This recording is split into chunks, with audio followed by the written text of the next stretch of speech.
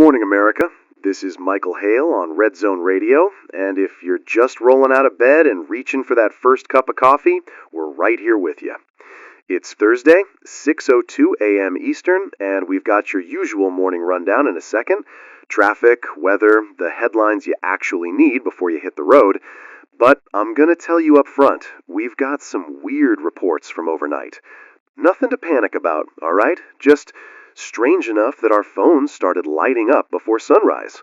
So, stay with us, we'll keep it steady, keep it real, and figure out what's going on together. He says nothing to panic about, which usually means I should make sure my coffee is extra strong. You know me too well. All right, quick basics first. Roads are looking clear in most major corridors. If you're heading into D.C., watch for a slowdown near the Beltway construction. If you're out in Chicago, it's that usual crawl on the Kennedy. And for folks in Atlanta, I'm hearing a messy fender bender on I-75, but crews are already on it.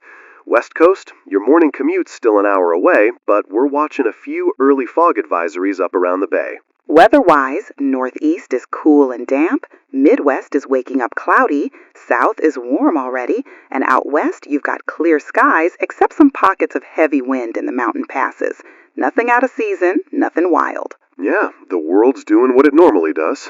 Except, and I can't believe I'm saying this on a Thursday morning, except for the water situation we keep hearing about. Look, I'm not trying to turn your breakfast into a horror show, but we've got listeners from a few places saying rivers and lakes look off, like legit off. We're talking discoloration, reddish, rusty, almost like somebody spilled dye upstream.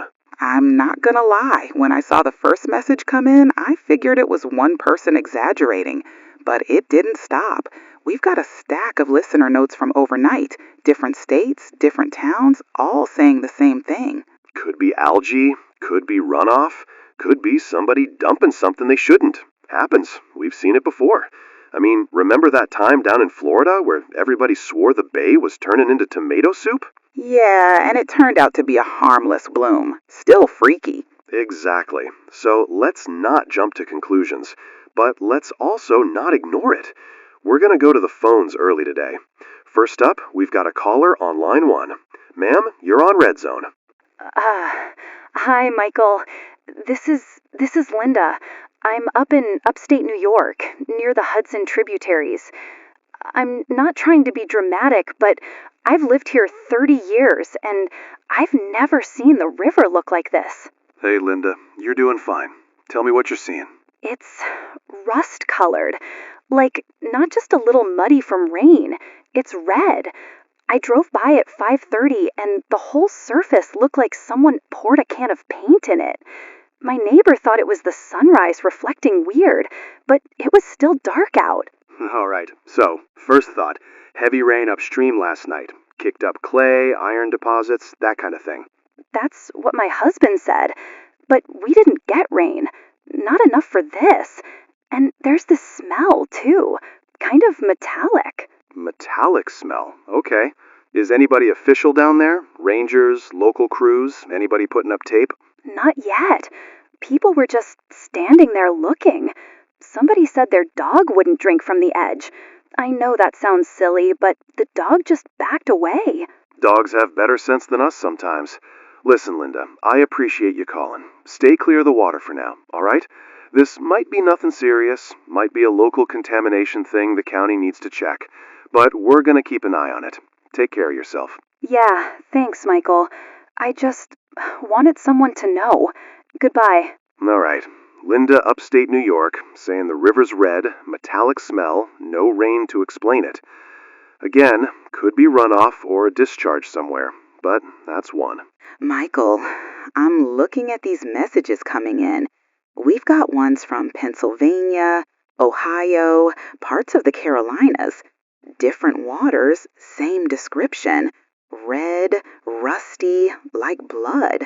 I'm quoting people here. Folks, do not start with like blood at 6 in the morning. I mean, I get it, it's the color, but look, water can turn red from 100 normal reasons. You say normal, but I'm seeing a note from a teacher in Kansas saying their town reservoir looked the same at midnight.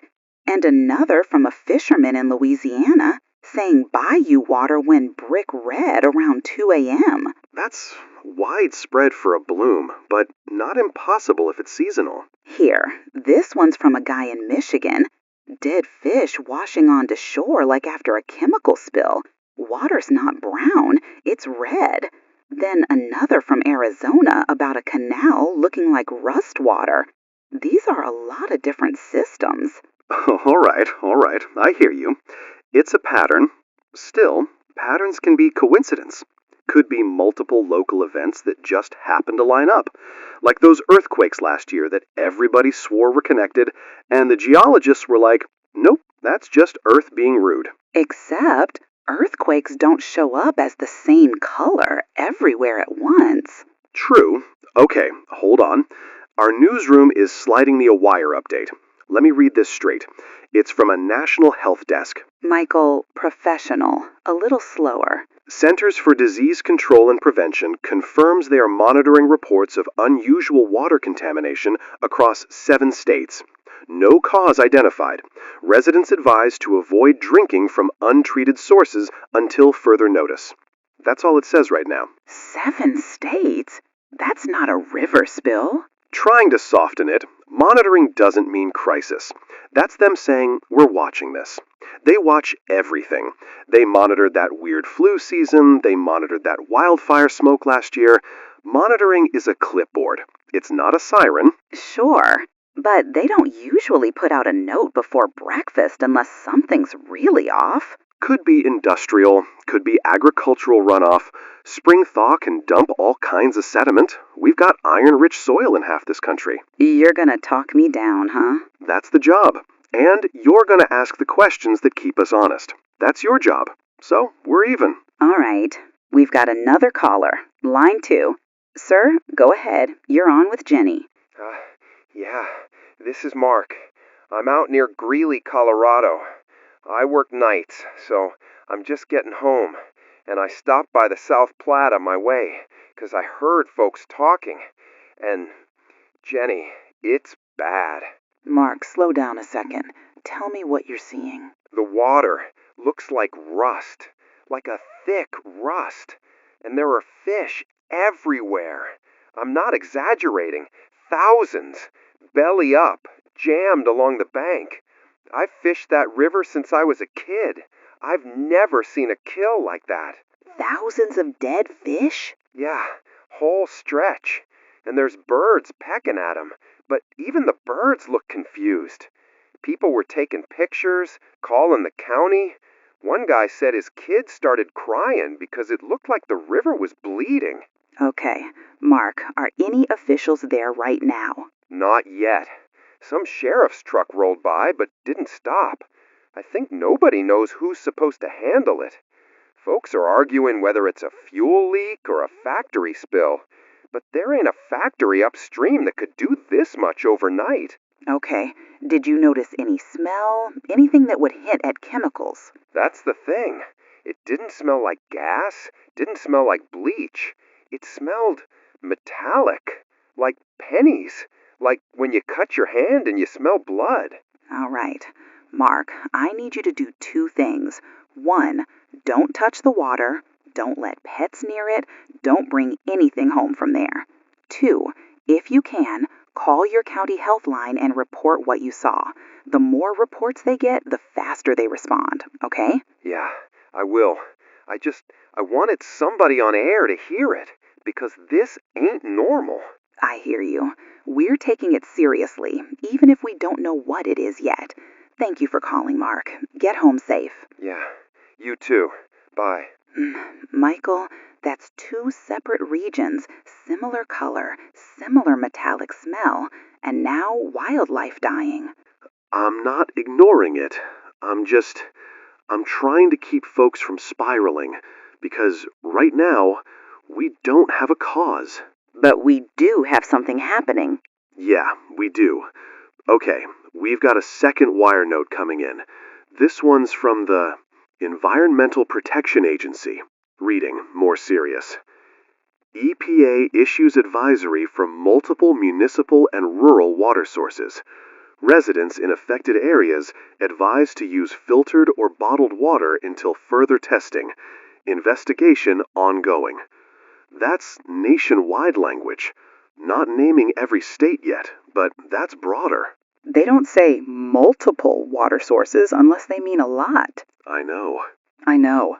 Michael, I'm thinking about people waking up right now, pouring tap water into a baby bottle, making coffee, filling a dog bowl. If this is contamination, even just in some places. I hear you. So let's be clear without causing a stampede. Folks, if your water looks normal, runs clear, no smell, don't assume the worst. But if you're near a river, lake, or well that looks discolored, stay out of it. Don't drink straight from it. And maybe, just maybe, use a filter or bottled water this morning if you've got the option, until local officials say more. Yeah, nobody's saying the sky's falling. We're just saying pay attention. Exactly. Pay attention and don't start a rumor that your bathtub's turning into a crime scene, okay? I'm not laughing because it's funny. I'm laughing because this is weird, folks. It just is. It is. And I want to underline something else. These are early hours. We're getting raw reports. Some will be wrong, some exaggerated, some right on the money. We don't know yet. That's what makes mornings like this dangerous. Information runs faster than truth. Still, 7 states turning into advisories, fish kills, metallic smell, and the same color described across the map. That's not your usual Thursday. No, it's not. All right, newsroom is telling me they're trying to get a state health official on standby. If we get someone, that'll be our one official voice this hour. Until then, we keep doing what we do. Listen, verify, and keep you steady. And maybe ask the question nobody wants to ask yet. Which is? What if this isn't one thing? What if it's something happening to water itself? I don't know. I don't know. But that's a big leap, and I'm not leaping without a bridge. Not yet. For now, we work the facts we have. All right. Composed, closing tone building suspense. We're at the bottom of the hour. Here's where we stand at 6:48 a.m. Eastern. Multiple listeners nationwide reporting red, rust-colored water in rivers and reservoirs. At least one major fish die-off reported in Colorado. CDC confirming monitoring across 7 states. EPA issuing early advisories for multiple water sources. No official cause yet, no clear map yet. Just a string of reports that don't fit together. Until they do. If you're seeing this where you are, call your local health office, and if it's safe, call us. We're not here to scare you. We're here to track this with you. And we'll keep tracking it. After the top of the hour, we're going to read more wire updates, and we're hearing something out of the Gulf states that, look, I don't want to tease what I don't know, but it's enough to keep our newsroom awake. So don't go anywhere. This is Red Zone Radio. Hour 1 isn't even over yet, and already the country's waking up to a question none of us expected to ask this morning. What's happening to the water? All right, we're back with you. Red Zone Radio, 7:03 a.m. Eastern. If you're just tuning in, here's the quick recap before we go forward. Since before sunrise, we've been getting reports from listeners in multiple states saying rivers, reservoirs, even some well-fed creeks are showing a strange red discoloration. CDC says they're monitoring it across at least 7 states. EPA has issued early advisories for multiple water sources, and we've had at least one report of a large fish kill in Colorado. No confirmed cause yet. Still, officially, unusual contamination. Still a lot of unknowns. And the calls didn't stop during the break. They multiplied. I was gonna say the phones lit up, but that makes it sound like a normal news day. This isn't normal. Folks, we've now got reports from 23 states, counting confirmed listener descriptions and local station notes, saying the water looks the same. Not kind of red, not muddy. Identical descriptions.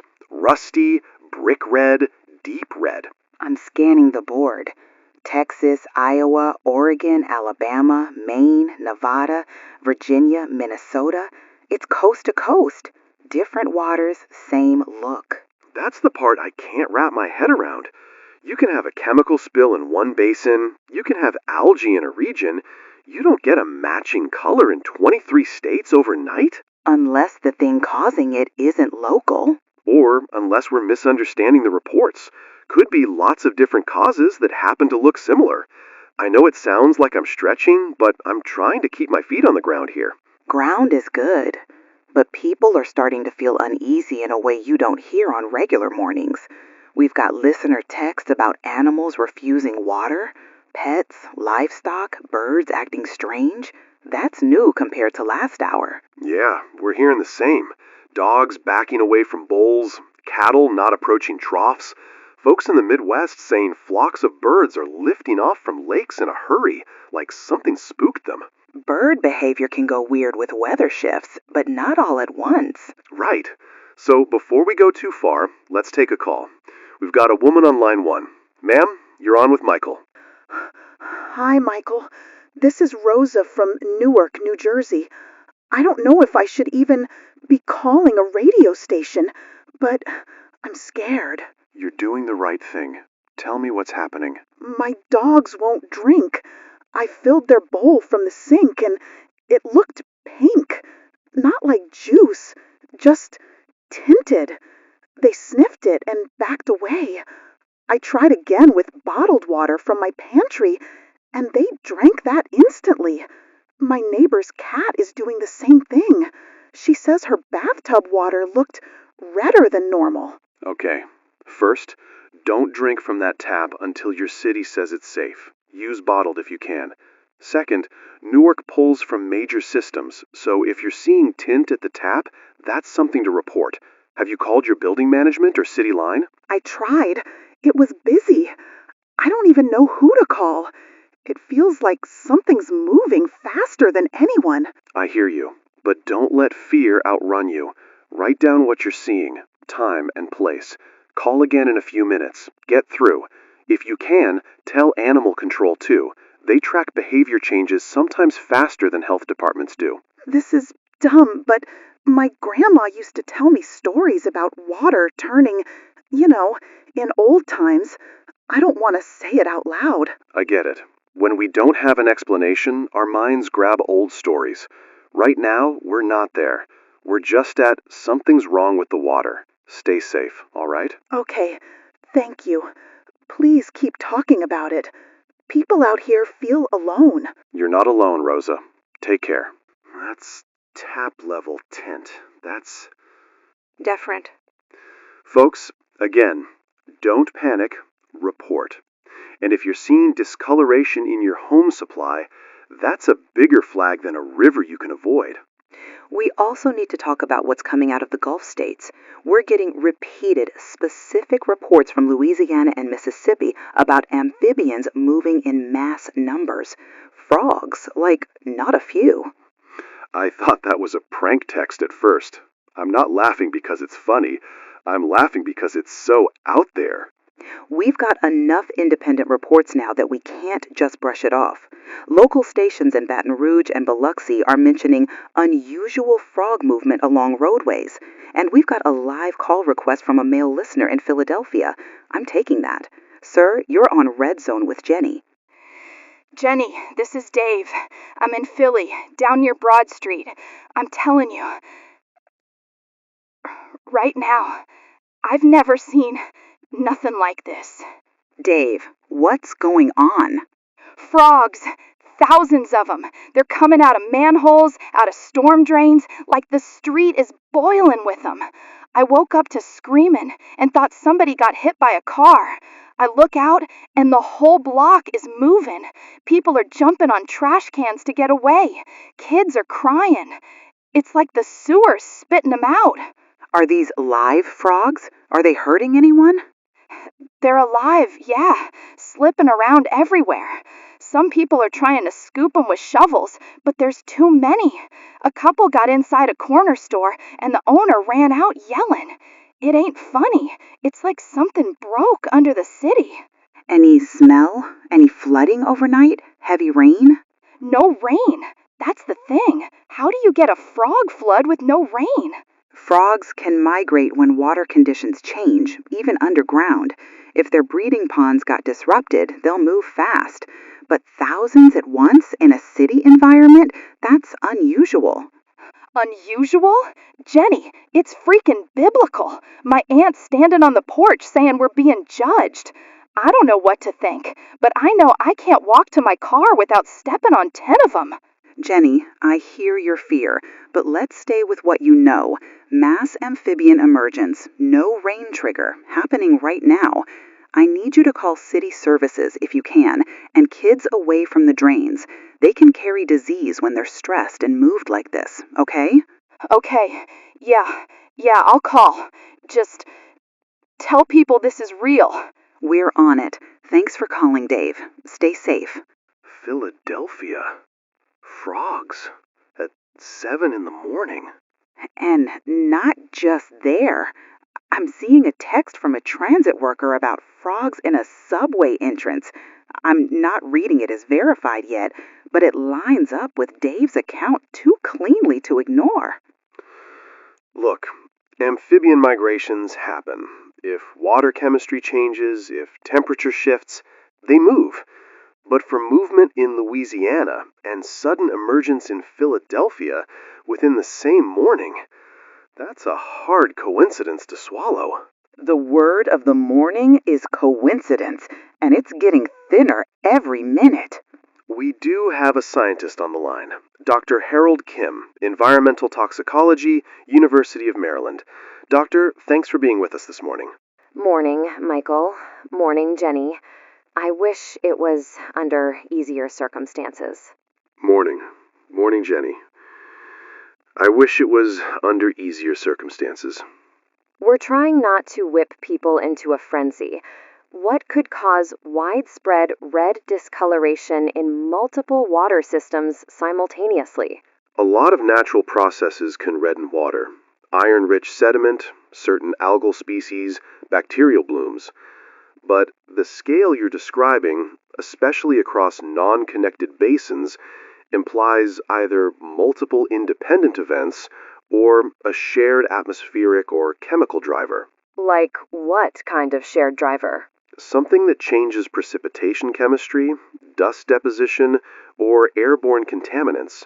For example, a large-scale dust event can settle iron oxide into many waters. Certain industrial aerosols could do similar. It's early, and we don't have lab data. We're also hearing metallic smells and fish kills. Does that fit dust? Fish kills suggest toxicity or oxygen collapse. Dust alone wouldn't cause that unless it triggered a chain reaction in the water. Metallic smell might indicate high iron or a contaminant that oxidizes. But again, we need measurements. What concerns me is the speed. And the frogs? Amphibians are extremely sensitive to water chemistry. If their habitat becomes hostile, they move, sometimes en masse. A sudden change in groundwater could force them out of drains and culverts. It's rare in cities, but not impossible if the trigger is strong enough. So your view is strange, but potentially environmental. That's my view, until evidence says otherwise. When humans see patterns, we attach meaning. Science asks what mechanism could produce the pattern. Right now, mechanisms exist, but we don't know which one, or whether we're missing something entirely. Are you personally worried, Doctor? Pause, then candid. I'm alert. I'm not panicking, but I'm telling my students to avoid untreated water today and to document anything unusual. That's a professional kind of worry. That helps. Thank you, Doctor, for keeping it clear. Somber. Stay safe. Keep asking careful questions. All right. That's as close to an explanation as we have right now. Possible airborne, possible chemistry shift. Speed still concerning. You left out the other part we're seeing. Careful. The international reports. We've got overseas dispatches mirroring the same water issue. Reports from Egypt along the Nile tributaries, from Israel coastal inlets, a couple early notes from European stations. I'm not saying that means anything supernatural. I'm saying it makes this not just an American problem waking up this morning. That's the global scale folks are hearing about, and that's why FEMA just moved. Breaking wire. Federal Emergency Management Agency has activated regional response teams in multiple states as a precaution.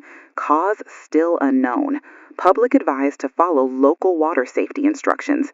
That's real. That's not social media. FEMA activation on a Thursday morning for water discoloration and animal disruptions? That's a marker. They don't roll that machine out for a garden variety algae bloom. People are going to hear the word FEMA and their heart rate's going to jump. So let's say it plain.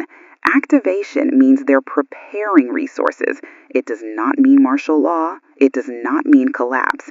It means the government doesn't know what this is yet, but wants to be ready. Still, too many points lining up. Too many coincidences. All right, we're heading toward 8 o'clock Eastern. Here's where we stand. Water discoloration now reported in at least 23 U.S. states with matching descriptions. Animal behavior shifting in a way that correlates with water avoidance. Mass frog movement confirmed in parts of the Gulf region and now backed by at least one on-air account from Philadelphia. International notes suggesting similar water anomalies abroad. And FEMA activating response teams while agencies test the cause. We do not have a name for this. We do not have a single explanation. But whatever it is, it's expanding faster than the country can wake up. In the next hour, we're expecting updated agency briefings, and we're trying to get a reporter somewhere along the Mississippi basin where this started showing up the earliest. If you're out there and you're seeing something beyond red water, sickness, power issues, animals moving in waves, call your local authorities first, and if it's safe, call us second. And if you're just listening, wondering if you're imagining it, check your local reports. Talk to your neighbors. Don't drink questionable water. Don't spread rumors. We're going to need clear heads today. Because this morning started with red rivers, and by mid-morning, it's already becoming something else. Stay with us. Red Zone Radio continues after this. Red Zone Radio, 9:06 a.m. Eastern. If you're just joining us, you're stepping into a morning none of us planned for. We started at sunrise, talking about red, rust-colored water in rivers and reservoirs. By 8 o'clock, that had spread to at least 23 states, plus similar reports overseas. We've had animal behavior shifts, fish dying, and those unbelievable frog movements in the Gulf and now major cities. Agencies were monitoring, FEMA activated teams. Still, no clear cause. And in the last hour, the situation crossed a line. We're not just talking about strange color anymore. We're talking about confirmed contamination. I'm holding a municipal bulletin right now out of New York City. This is not a rumor. This is a formal advisory. NYC Department of Environmental Protection confirms tap water contamination. Residents are instructed not to drink from municipal sources until further notice. Use bottled or boiled water only. Distribution points to be announced. Again, New York City tap water, confirmed contaminated. That is a different category of emergency. That's millions of people waking up and suddenly being told, don't touch your own water. I don't want to overstate it, but I also don't want to understate it. Folks, if your city puts out an advisory like that, follow it. This is not the time to argue with your pipes. We're also getting new reports from the Southwest. Texas and Arizona are sending in photos and descriptions of insect swarms. Not a few bugs. Swarms so thick, people are pulling over on highways. Listeners are calling them gnats, lice, black clouds, tiny biting things. We don't have lab identification. I want to be careful. But it's a new phenomenon hitting at the same time as the water issue. I hate how that sounds when you say it out loud. like we're stacking weirdness on weirdness. Okay, let's go to our field line. We've got Rafael Torres, one of our stringers in Manhattan, on a street phone. Rafael, talk to us. Michael, Jenny, I'm on the west side, near Times Square. I want to describe what I'm seeing without stirring panic, but honestly, there's no gentle way to say it. There are frogs. Everywhere. Times Square? Yes, sidewalks, steps, alleys, little piles of them in gutters. People are hopping over them like it's a minefield. Traffic slowed to a crawl because drivers don't want to run them over. I've seen city workers trying to corral them with shovels and nets, but there are too many. It's not localized. It's blocks. How are people reacting? Strained. Mixed. Some are filming, but a lot of folks are freaked out. I heard a woman say, "This is biblical," and that word, biblical, keeps coming up. I don't know what else to call it, other than it feels like something out of an old story people never thought they'd see in a place like Manhattan. Raphael, stay with what you can verify. Number, movement, any official direction. Cities urging folks to stay out of the water, avoid contact with animals, and head indoors if possible. There's no clear statement on cause. The bulletin about contaminated tap water is making people scramble. Grocery stores are already getting hit for bottled water. Raphael, are hospitals or emergency services visible? I've seen ambulances moving, but not mass triage. Yet, people are mostly mobile, just startled, angry, scared. But the mood has shifted since that water advisory. That's the difference from earlier. Before, people were like, weird morning. Now it's something's wrong with the city. All right, Raphael, stay safe.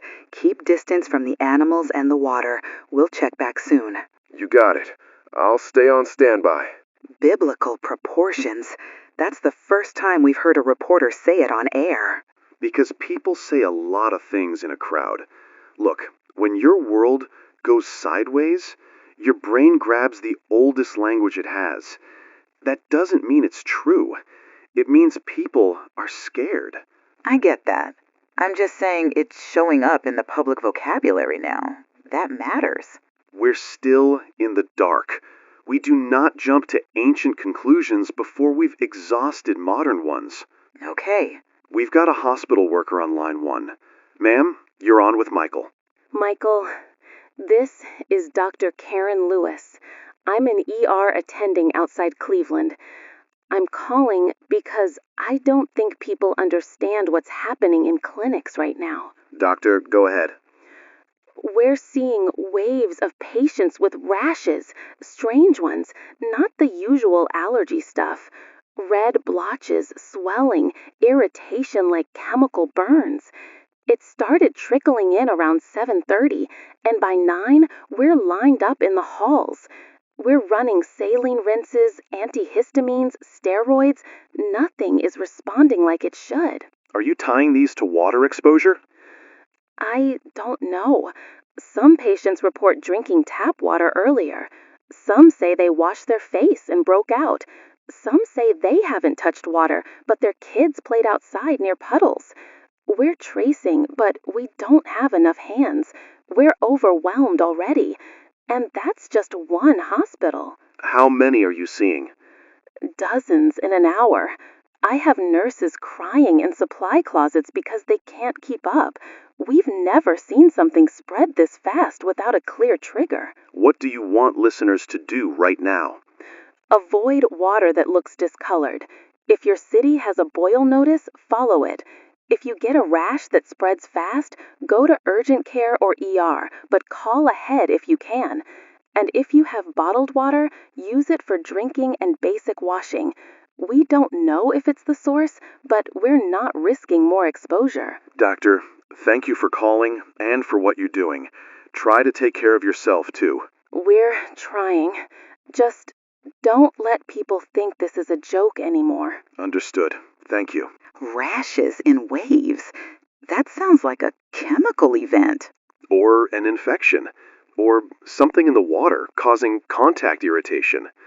But waves across multiple cities, that's hard. We're also getting agricultural reports now. Midwest stations talking about livestock collapsing on farms. Cattle, pigs, chickens. Not one herd, multiple. Reading, unsettled. Iowa, sudden unexplained cattle die-off near contaminated creek. Nebraska, poultry rejecting water, large losses overnight. Illinois, hogs found dead in pens, no sign of disease. These are raw reports, but they're stacking up. That's food supply. That's livelihoods. That's livelihoods. Jenny, professional, switching. We do have an international desk note now, too. The same water phenomenon is being reported on every continent. South America, Europe, Africa, Asia, Australia. Not just social media, broadcast confirmations. It's global. So, either we're watching a worldwide environmental event no one predicted, or something else we don't have a category for. I hate saying that out loud. I know. It still doesn't mean old stories are coming true. It just means the world is doing something that doesn't fit our models. Careful. Speaking of old stories, there's a male caller on line 2 who specifically wants to talk about that angle. He's male, so I'm taking it. Sir, you're on Red Zone with Jenny. Hi, Jenny. This is Samuel. I'm in Richmond, Virginia. I don't want to sound crazy, but I grew up in church, and what we're hearing, red water, frogs, animals dying, sickness, this is sounding like Exodus. Samuel, I hear you. A lot of folks are thinking in that direction right now. What exactly made you connected? The 10 plagues, water turning to blood, frogs everywhere, insects, disease on livestock. It's like a checklist. I'm not saying I want it to be true. I'm saying it lines up in a way that's scaring me. That's a powerful story. And when events echo something familiar, people notice. But right now, we don't have confirmation that these events share one cause, let alone a symbolic one. Do you see anything happening around you personally? Our creek turned red. My neighbor's goats are sick. And my wife has a rash on her arms after washing dishes. I can't explain it any other way. It's okay to be scared, but I want you to do practical things first. Use bottled water, keep animals away from creeks, call your county extension office about the goats and get guidance. Faith can help people find meaning, but safety steps help people survive mornings like this. So you don't think it's that? I don't know what it is yet. I think we're still gathering evidence, and I think your fear is real, even if the explanation isn't settled. Does that make sense? Yeah, I guess. Thanks for not laughing. I'm not here to laugh at you. I'm here to listen. Take care, Samuel. You too. Goodbye. We're not turning this into a theology show. I want that on record. Nobody is, but you heard him. The public is making connections because the pieces are starting to resemble a pattern. Resemble doesn't equal reality. Patterns are seductive. I know that. You know that. I know. I also know I've never seen a morning where frogs appear in Times Square while hospitals fill with rashes and a city tells millions not to drink their tap water while farms lose livestock in 3 states before 10 a.m. That's the sentence. Yeah. We're getting an emergency government broadcast to read. This is one of the only official statements we're carrying this hour. Michael, all right. This is a nationwide emergency alert. I'm reading it exactly. Emergency broadcast. This is an emergency alert.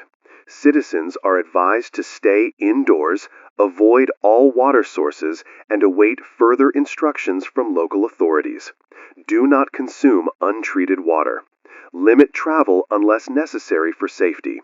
This message will be repeated. That's broad. Avoid all water sources is not language they use lightly. No, it isn't. and I don't know what to do with that, other than tell people to listen.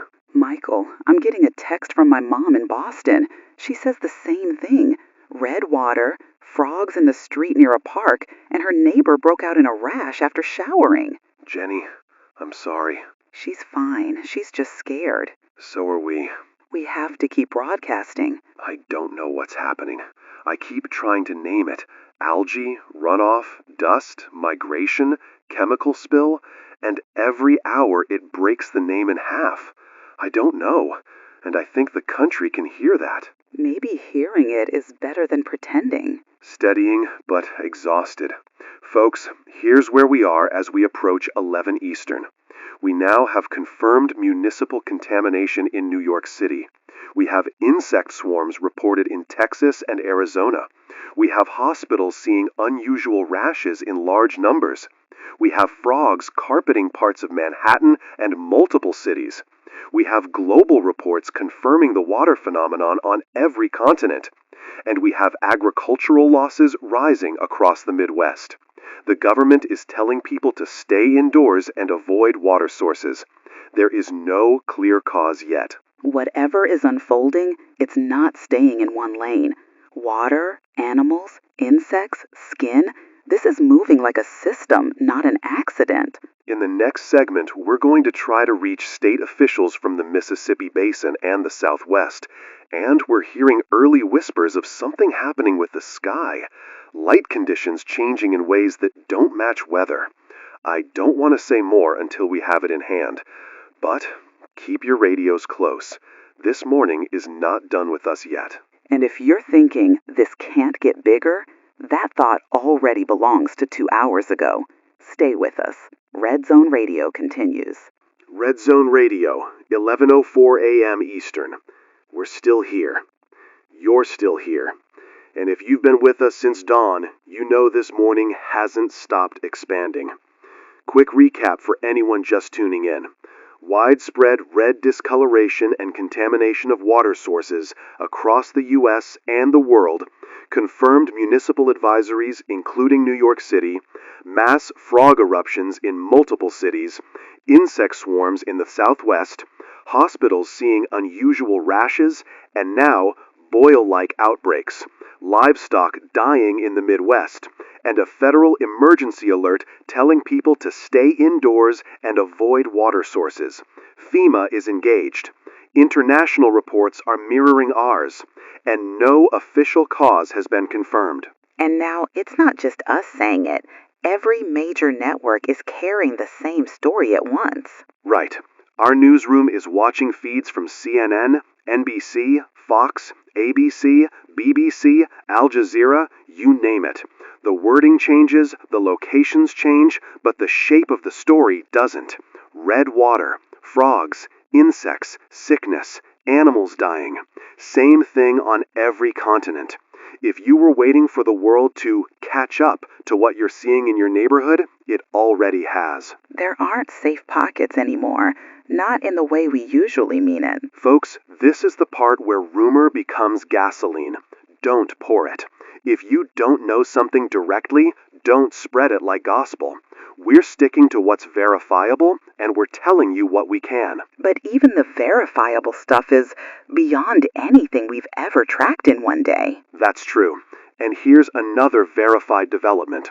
Hospitals across several states are now reporting boil outbreaks. Not rashes, not irritation, boils. Painful, swollen lesions. Thousands in some metro areas. We are not medical professionals on air, but we're reading what's coming from health desks and state lines. The guidance being repeated is avoid water exposure, stay indoors, seek care if symptoms accelerate, and call ahead if possible. That's not the kind of bulletin you expect before lunchtime. No, it isn't. Jenny, quiet, then firm.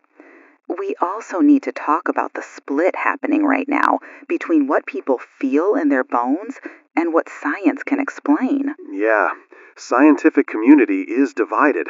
We've got some researchers insisting this is a convergence of rare natural events, atmospheric contamination plus ecological chain reactions, while others are issuing statements basically saying, we have no explanation for the timing or the uniformity. And when experts freeze, people fill the gap with belief, with fear, with history. Which brings us to something we're about to do carefully.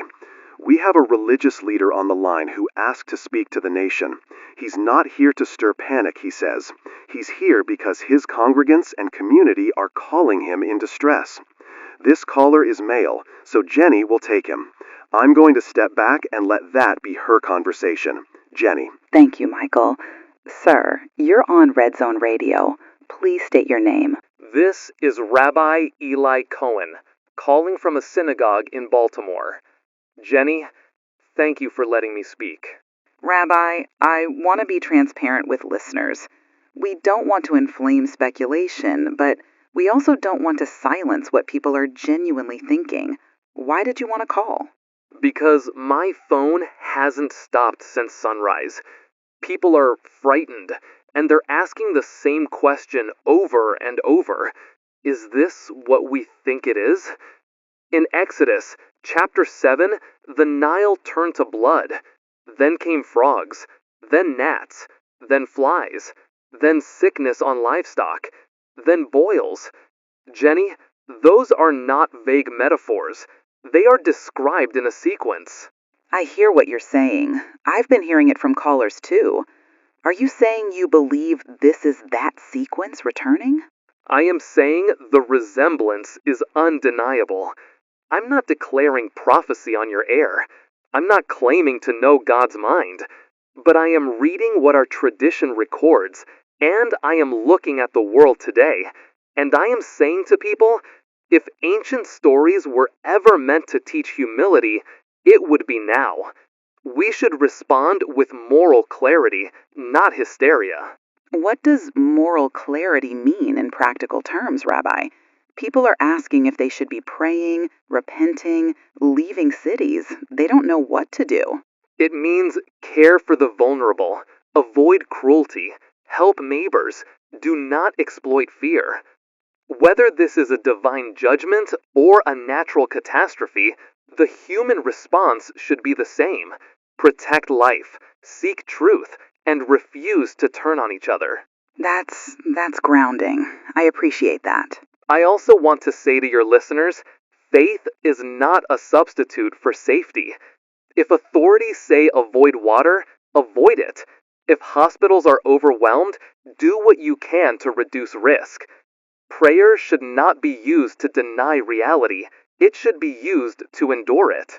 Jenny, that's grounding. I appreciate that. I also want to say to your listeners, faith is not a substitute for safety. If authorities say avoid water, avoid it. If hospitals are overwhelmed, do what you can to reduce risk. Prayer should not be used to deny reality. It should be used to endure it. Jenny, Cohen, thank you. I know some people will be comforted, some will be angry, but hearing a calm voice matters right now. May we all be kept in mercy. Thank you, Jenny. Thank you, Rabbi. Stay safe out there. Okay. Folks, you heard Rabbi Cohen's view. We're not telling you what to believe. We're telling you people are making connections because the events are lining up in a way that feels familiar to the oldest parts of human memory. Michael, I'm sitting here with a printout of Exodus descriptions, and I didn't want to read it on air because I don't want to lead anyone. But I'm looking at the order. Water, frogs, gnats or lice, flies, livestock dying, boils.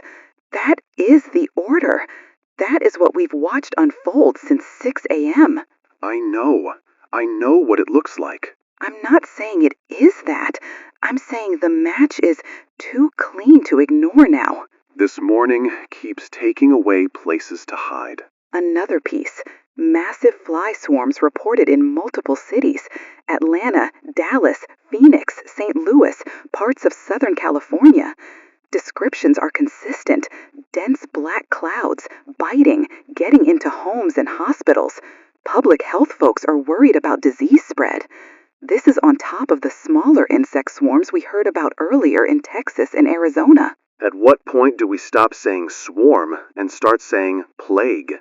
I hate saying the word, but that's what's trending everywhere. Every platform, every language. Plague. 10 plagues. Exodus. It's the first truly global trending topic I've ever seen in a crisis, because the crisis is global. Shaken. The scary part is not that people are talking online.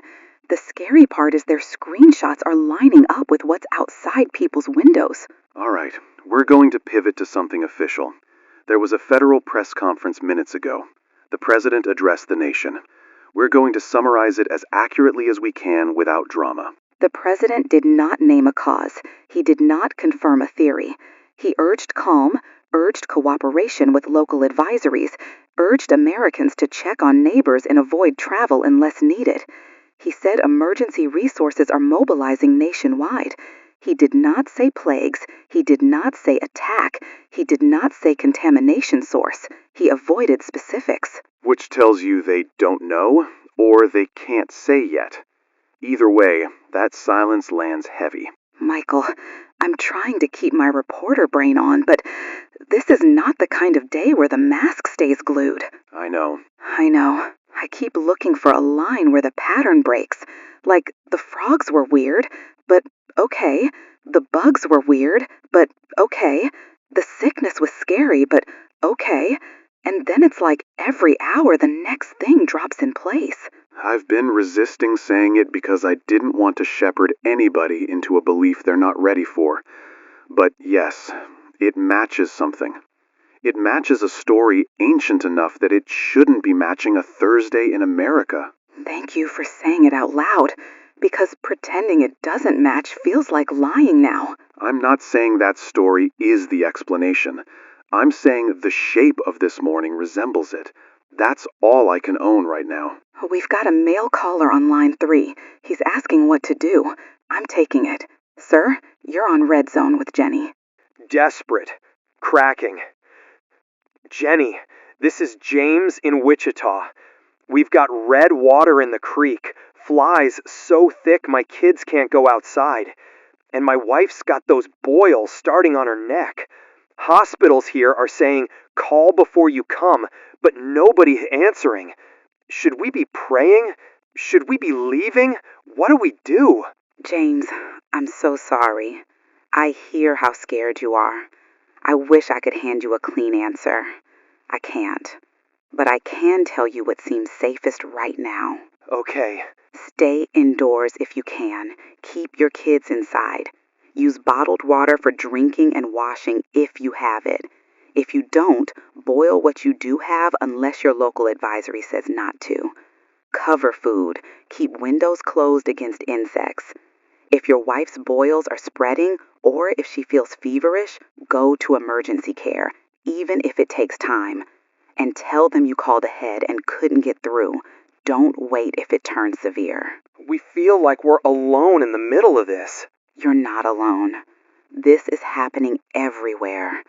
And that's terrifying, but it also means your city will get help. Fight panic minute by minute, not hour by hour.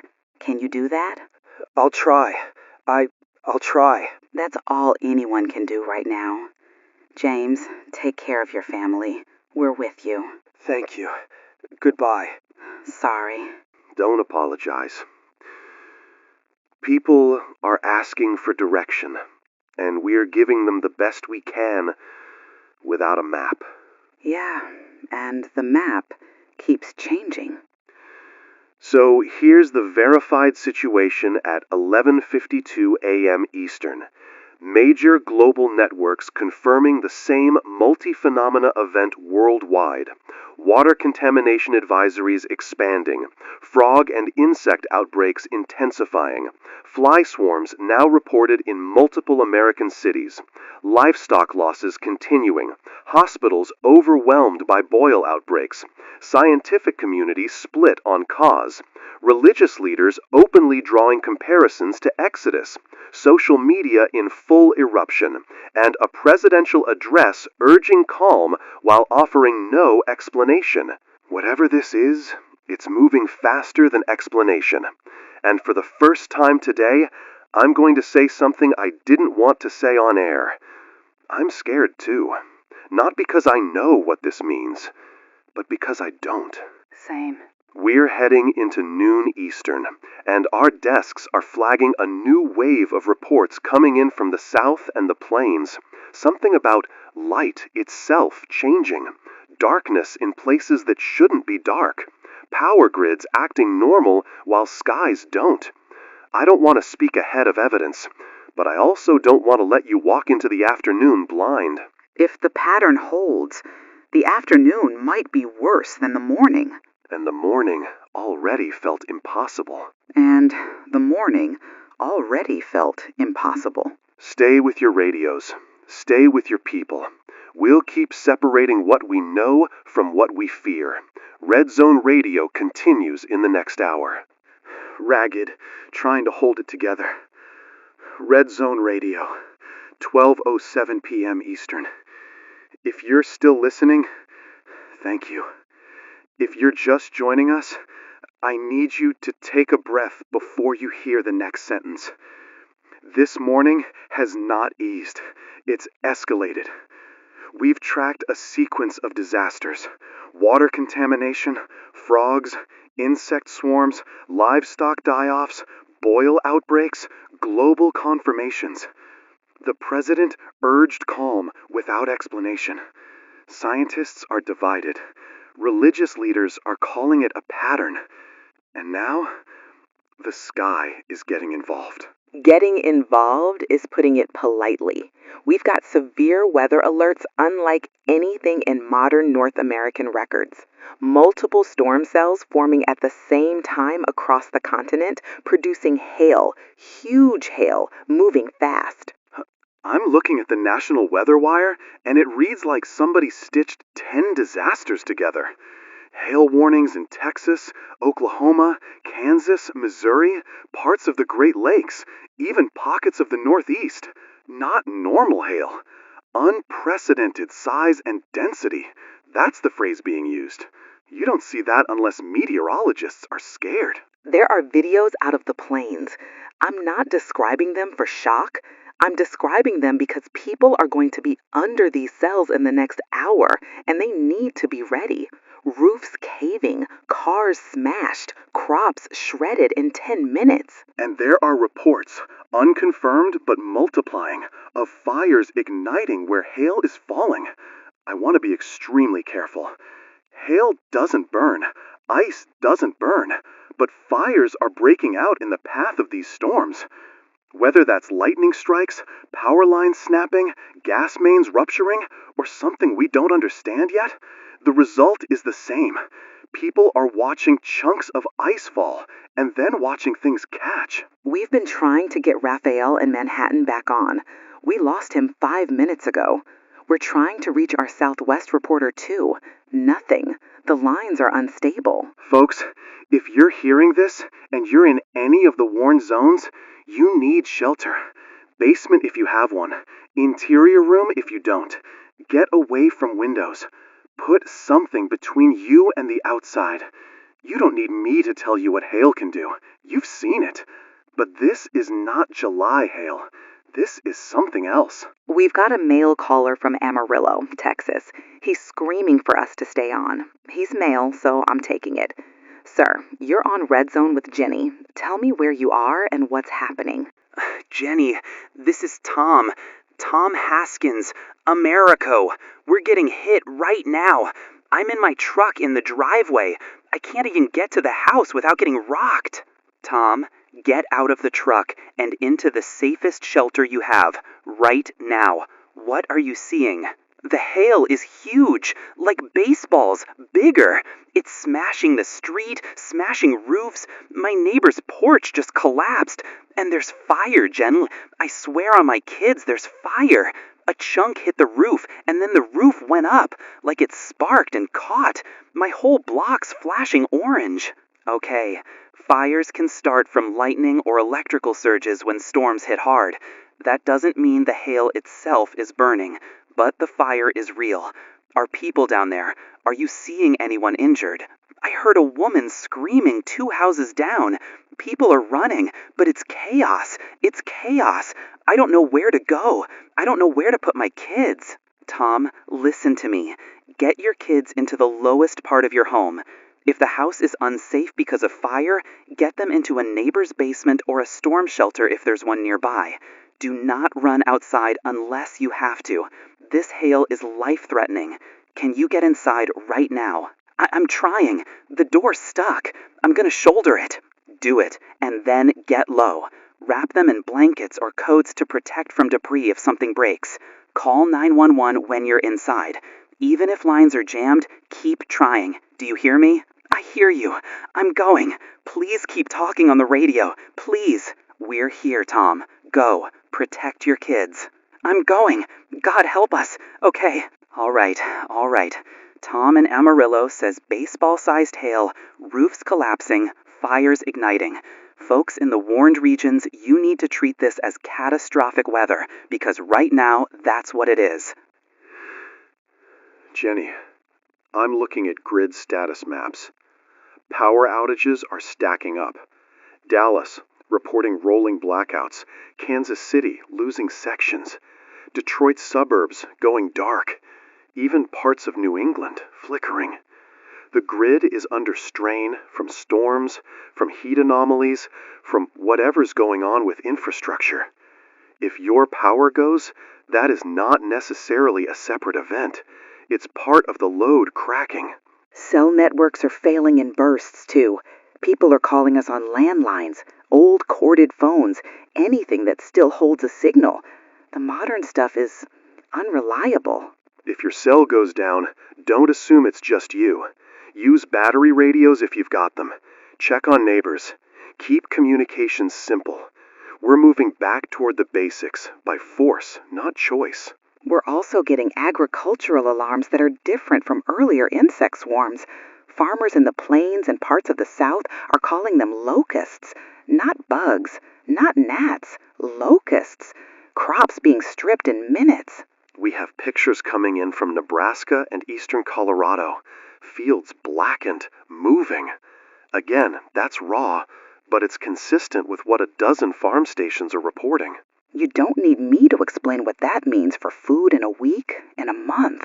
I don't want to say it, but yes, it means supply chains were already shaking, and now the foundation is cracking. There are also reports of some local governments trying to enforce curfews. In a couple counties, people are calling it martial law. I want to be clear, we don't have federal confirmation of nationwide martial law, but we do have city mayors and county sheriffs saying stay inside, travel restricted. The enforcement is messy because resources are stretched and people are scared. In other words, they're trying to put a lid on a pot that's boiling over. That's not judgment, that's reality. And religious sites, churches, mosques, synagogues, temples, they're overwhelmed, not by politics, by people who just want to be somewhere with others, somewhere that feels steady. I get it. I get it. We've lost contact with 2 field reporters. We're trying to confirm their safety. The lines keep dropping. If you were relying on live updates from your city service and they go silent, it doesn't mean they're gone. It may mean they're in the same storm and same network strain you are. Folks, I'm trying to keep my voice level because if I don't, you won't either. But I'm also not going to pretend I'm unshaken. I'm watching alerts stack faster than my mouth can say them. Same. Then quieter than before. Jenny, you said earlier the order matched. Water, frogs, insects, disease, livestock, boils, now hail, fire, locusts. I've been fighting that pattern because I didn't want to steer anyone. But I can't deny what I'm seeing anymore. I'm not trying to steer people either. I'm trying to survive a morning where the story I studied as metaphor is showing up as a headline. My dad used to read that story to me when I was a kid. I haven't thought about it in 20 years. I thought it belonged to Sunday school and dust. I don't know what to do with it now. We don't have to decide what it means right this second. We just have to keep people alive through the hour. You're right. You're right. Professional again, forcing herself upright. Let's keep information moving. Weather desk says the worst hail bands are tracking northeastward. If you're in Oklahoma City, Tulsa, Wichita, Kansas City, Des Moines, St. Louis, Little Rock, treat this as imminent. Northeast pockets, including parts of Pennsylvania and upstate New York, are getting late hits too. Not every town will be struck, but the cells are unpredictable. Fast, urgent. If your roof starts to fail, get away from outer walls. Bathrooms can be safer because of plumbing reinforcement. Basements are best if you have them. If you don't, put yourself under sturdy furniture. Keep helmets on kids if you have bike helmets. I know that sounds ridiculous to say on air, but I'd rather sound ridiculous than read a casualty list later. I'm getting texts from people saying goodbye to family, like actual goodbye texts. Michael, that's not panic from rumors. That's panic from what they're seeing outside. I know. And I don't want anybody's last words to be sent while they're standing by a window. If you're sending messages, send them from shelter. Quiet. We're also getting reports of fires in places without hail, likely from grid overload. Transformers popping, fuel lines rupturing. Emergency services are trying to triage, but they're drowning. This is where community matters. If you're safe and you can safely help someone else, do it. Check on an elderly neighbor. Bring someone into your basement if they don't have one. Share bottled water if you can spare it. That doesn't fix the world, but it fixes the next 10 feet. Soft. And don't go outside to film. Please. This isn't a spectacle. It's a survival situation. I want to say something that's not a bulletin. I haven't said much personal today because it's not about me. But, Jenny, I keep thinking maybe we should pray or something? I don't even know how anymore. Quiet pain. Neither do I. I'm not saying that as a show. I'm saying it because for the first time in my career, the tools I trust, science, reporting, reason, feel too small for what's dropping out of the sky. Struggling for steadiness. Maybe prayer doesn't have to be perfect. Maybe it's just asking not to lose ourselves. Half sob, half laugh. That might be the most honest definition I've heard in years. Wiping voice. We've got another male caller, but lines are unstable, and I'm going to hold calls for a moment until our board clears, because I don't want to put someone through an on-air delay when they need to get to shelter. Yeah, that's the right call. Folks, if you are in a hail zone right now, radio off after this if you need to. Shelter comes first. We will keep broadcasting as long as we can, but your job is to protect your body. Hoarse, determined. Our station is running on backup power now. We don't know how long that holds. If you lose us, it doesn't mean the world ended in that second. It means a wire got cut, a tower got hit, or the grid finally buckled where we are. Keep checking your local emergency bands and community stations. And if you're sitting there thinking, this can't keep following the pattern, I don't have comfort for you. I have honesty. We don't know what comes next, but we know hiding from reality won't. Summarizing, breath tight. So here's the status at 12:54 p.m. Eastern. Catastrophic hailstorms forming across wide swaths of North America with fires igniting in storm paths. Power outages spreading and grids under extreme strain. Cell and data networks failing intermittently. Locust swarms ripping through agricultural regions. Local governments attempting strict movement controls with limited enforcement capability. Religious sites overwhelmed by people seeking refuge, and our own field contact becoming unstable. The morning was about water. The afternoon is about the sky. If that's part of a sequence, we're in the middle of it now. Low, frightened, but resolute. We're going to keep going into the next hour as long as the signal holds. And whatever you believe about why this is happening, do not let it strip you of who you are. Shelter your body, shelter your neighbor, and stay as calm as a human being can be in a day like this. Quiet. Red Zone Radio continues. If the towers stay standing. Stay safe, America. Red Zone Radio, 1:08 p.m. Eastern.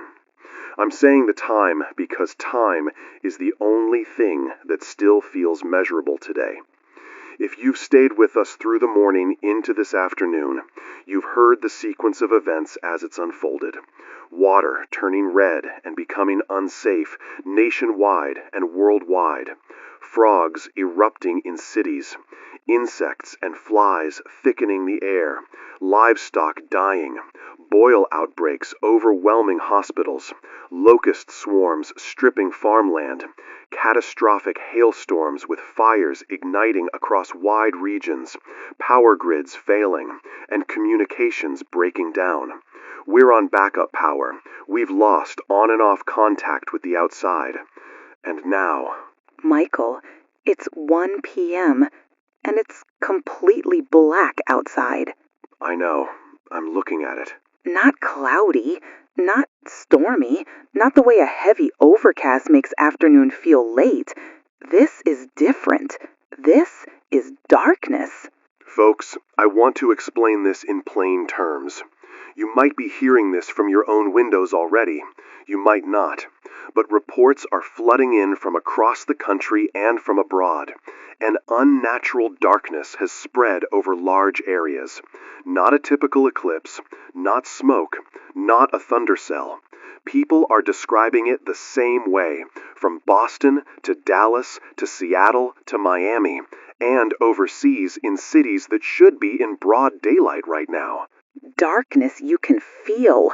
That's what people keep saying. Cautious. Darkness you can feel is not scientific language, but that's the description. We're getting letters, calls, wires saying the same phrase, like the air itself got heavy. I stepped into the hallway a minute ago just to check the window in the back office. It's like standing inside a closet at 1 in the afternoon. We still have emergency lighting in the building. Some people out there don't. The grid is stressed. Solar panels aren't producing because there's no usable light. Backup systems are the only reason hospitals and stations are still functioning. If you've got battery lanterns, flashlights, anything with a charge, conserve it. Use it smart. We don't know how long this lasts. And if you've got kids, keep them close. Not because I want to scare you, because sudden darkness makes people move without thinking. People trip, people panic, people get separated. And please, for your own safety, don't drive if you can avoid it. Visibility is near zero in some places. If you're already on the road, pull over somewhere safe. Stay with your vehicle unless you're in direct danger. We've got reports of people breaking in the darkness, screaming in apartment buildings, running in streets, some hurting themselves, some hurting others. We don't say that to dramatize. We say it because when the world goes black in daylight, minds crack. If you're hearing someone in distress, help if you can safely help. If you can't, call emergency services. I know lines are jammed. I know some networks are down. Keep trying. This is not a moment to assume someone else will do it. We've got a woman on line 1 from Ohio. She's female, so Michael is taking her. Ma'am, you're on Red Zone. Michael, my name is Sarah. I live outside Cincinnati. We were eating lunch and the light just died. It didn't fade. It died, like somebody flipped a switch on the sky. Sarah, I'm here. Tell me what you're seeing now. It's black. Not like nighttime black, because at night you still see streetlights reflecting. You still see the outline of trees. This is thicker. My husband went on the porch and came back, shaking. He said it felt like walking into tar. Are you safe in your home? We're inside. Flashlights on, kids are crying.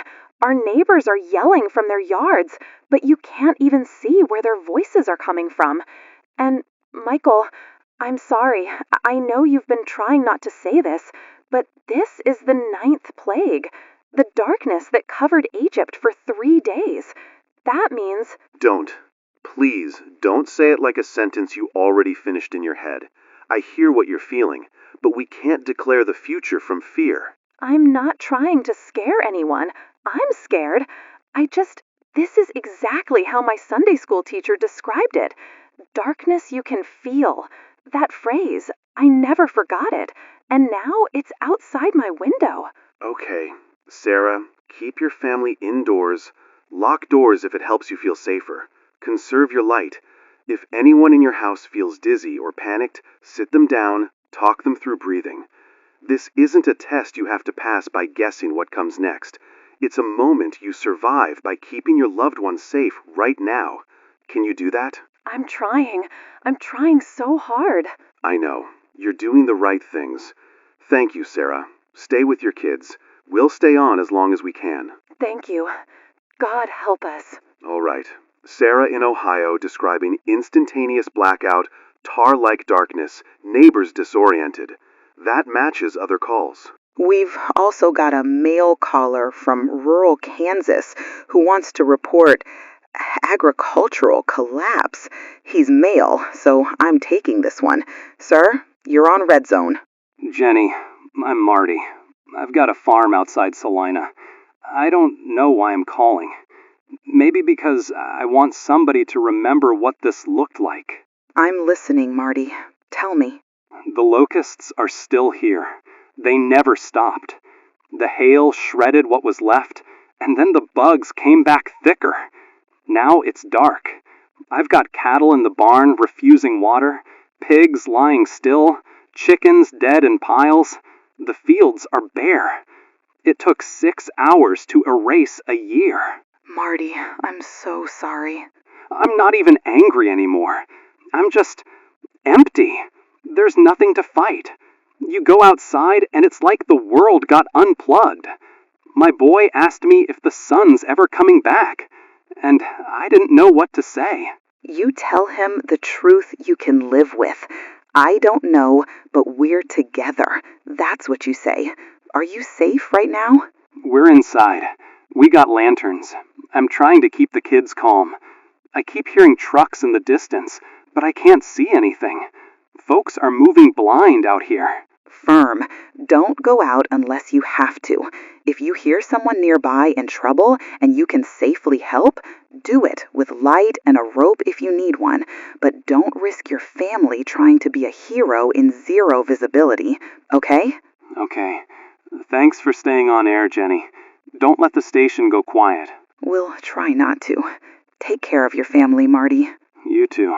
Goodbye. That's agriculture erased. Not damaged. Erased. The food system doesn't survive that intact.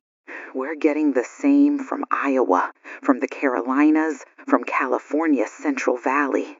Wherever locust swarms hit, there's nothing left under them.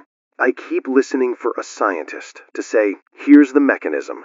We had people trying earlier. Dust deposition, chemistry shifts, chain reactions. But now every scientific desk I'm seeing is silent, or saying they have no natural explanation for this darkness. We've got a statement from a national atmospheric team. No known weather system, volcanic ash drift, particulate event, or solar phenomenon accounts for current light extinction. That's their language. Light extinction. They're out of categories. That's the word for defeat. It is. Folks, if you're in a place where emergency lights are your only visibility, make your home a safe island. Clear your floors, keep a central light source, keep shoes on, keep a first aid kit close. If you're with elderly family or someone who can't move quickly, assign one person to be their anchor. Talk to each other. Keep voices steady. Sound matters more when sight disappears. And if you're alone, call someone if you can. Even if you can't see them, hearing a voice can hold you in place. I need to be straight about us. Our generators are running. Fuel is not infinite. We're rationing power to keep transmission alive. If we drop off suddenly, it means the backup finally ran dry or the tower got hit. It won't be a sign from heaven. It'll be a machine doing what machines do when they're starved. He's right. Don't read meaning into a dead battery. But I admit, it's hard not to read meaning into the sky going black at noon. Michael, Michael, I keep thinking about that sequence because it feels like a chain pulling us forward. Not random, not scattered, like a hand turning pages. I don't know what that means. I don't know who's turning the pages. I just know I can't pretend it's not happening in order anymore. I've been trying to stay in the job. Report, verify, calm. But when the daylight disappears and your mother texts you goodbye because she thinks she won't see morning, what job do you put on top of that? I don't have a clean answer. I only have the one that keeps me breathing. We tell the truth as best we can, and we don't abandon people in the dark. Okay. Okay. Jenny, you asked earlier what it means if the pattern holds. I didn't want to think about it. I still don't, but I can't not think about it now. I know. Struggling. The story people keep referencing, it had one more turn after darkness. And I keep telling myself stories don't control reality, but my brain won't stop putting the next piece in my hands. Whisper, shaking. The 10th plague was the death of the firstborn. Desperate, almost pleading. We don't know that. We don't know if... Jenny, we don't know if this is that story, or some cruel echo of it, or something else entirely. We do not know what comes next. Soft, terrified. Michael, your son, he's your firstborn. Silence, then broken breath. Don't do that to me on air. I'm sorry. People out there are thinking the same thing for their own kids. I said it because it's already in all our throats. Voice cracking, trying to recompose. All right. Folks, if you're listening with your children beside you, hold them. If you're separated from them, find a way to reach them if it's safe. We are not predicting anything. We are not declaring a future. What we are telling you, stay together if you can, because together is safer than alone. And because being human in a moment like this is all we've got. Summarizing, dread-filled. It's 1:52 p.m. Eastern. The sky is dark at noon across much of the United States and across the world. Solar power is failing. Emergency lighting is the only visibility for many. Locust swarms are intensifying, and agriculture is collapsing. Reports of panic and mental breaks are rising. Scientific bodies are admitting no natural explanation fits what we're seeing. Religious communities are calling this judgment, others are refusing that frame. Our station is on generators with limited fuel. We don't know how long we hold. Somber cliffhanger. We'll keep talking as long as we can. Not because we have the answer, because silence in this kind of darkness is worse than fear. Low, steadying. Stay indoors, stay together, conserve your light, protect your mind. And whatever you believe is happening, don't let it take your mercy away. Whisper. Red Zone Radio continues into the next hour. If the fuel holds, stay with us, stay alive. Hoarse, deliberate. Red Zone Radio, 2:06 p.m. Eastern.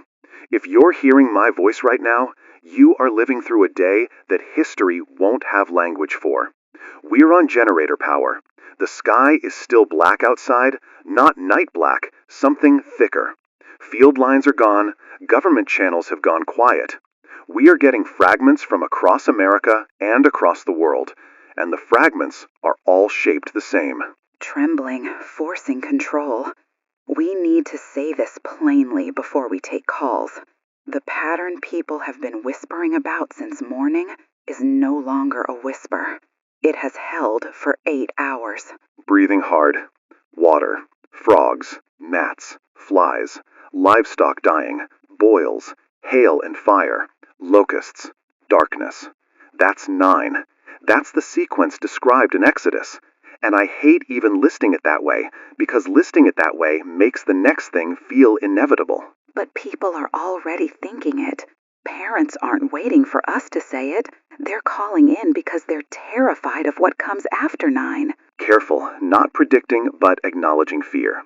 Folks, we are not prophets. We are not authorities.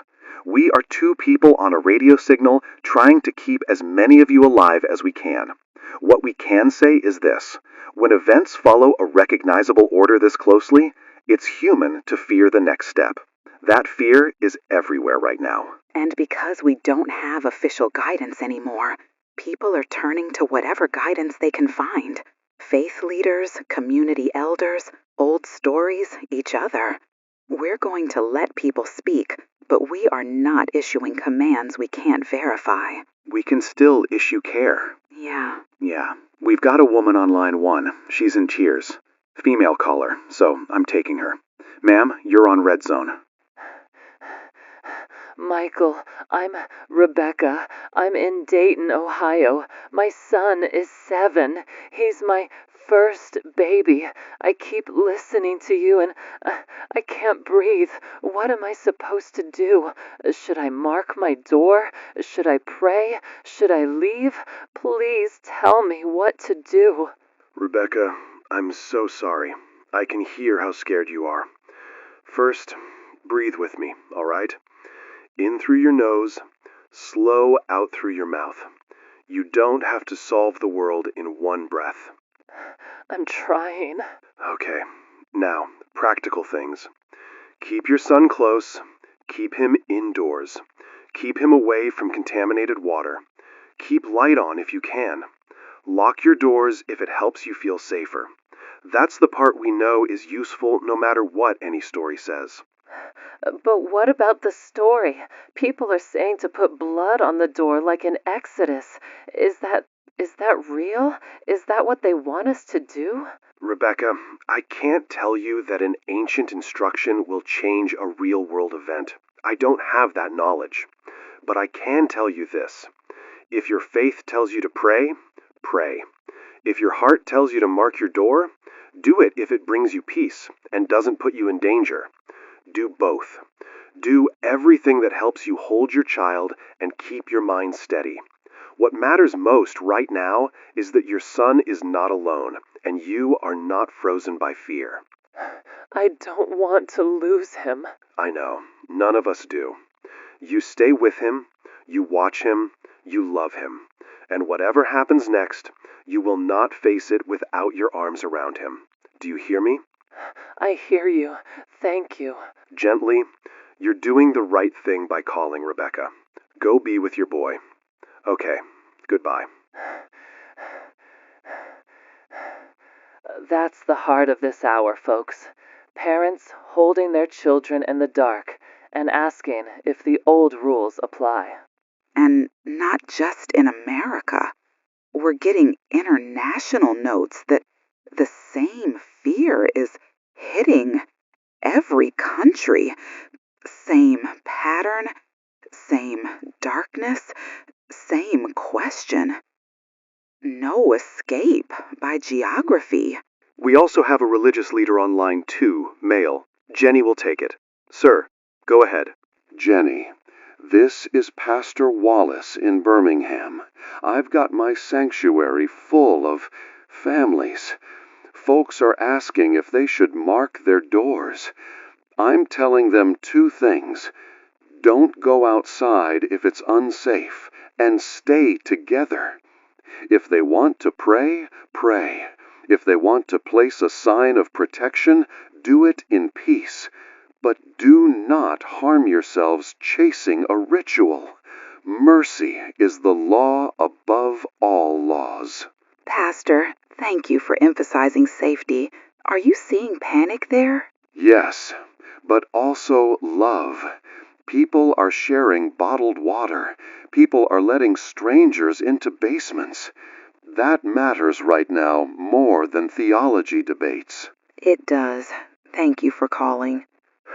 That's what we need. Care without frenzy. Then firmer. Michael, we need to talk about something between us, too. Go ahead. Quiet resolve. You keep checking your watch every 30 seconds. I know what you're thinking. My wife called earlier. Daniel is in our basement. She says he's calm because she's calm. She's praying.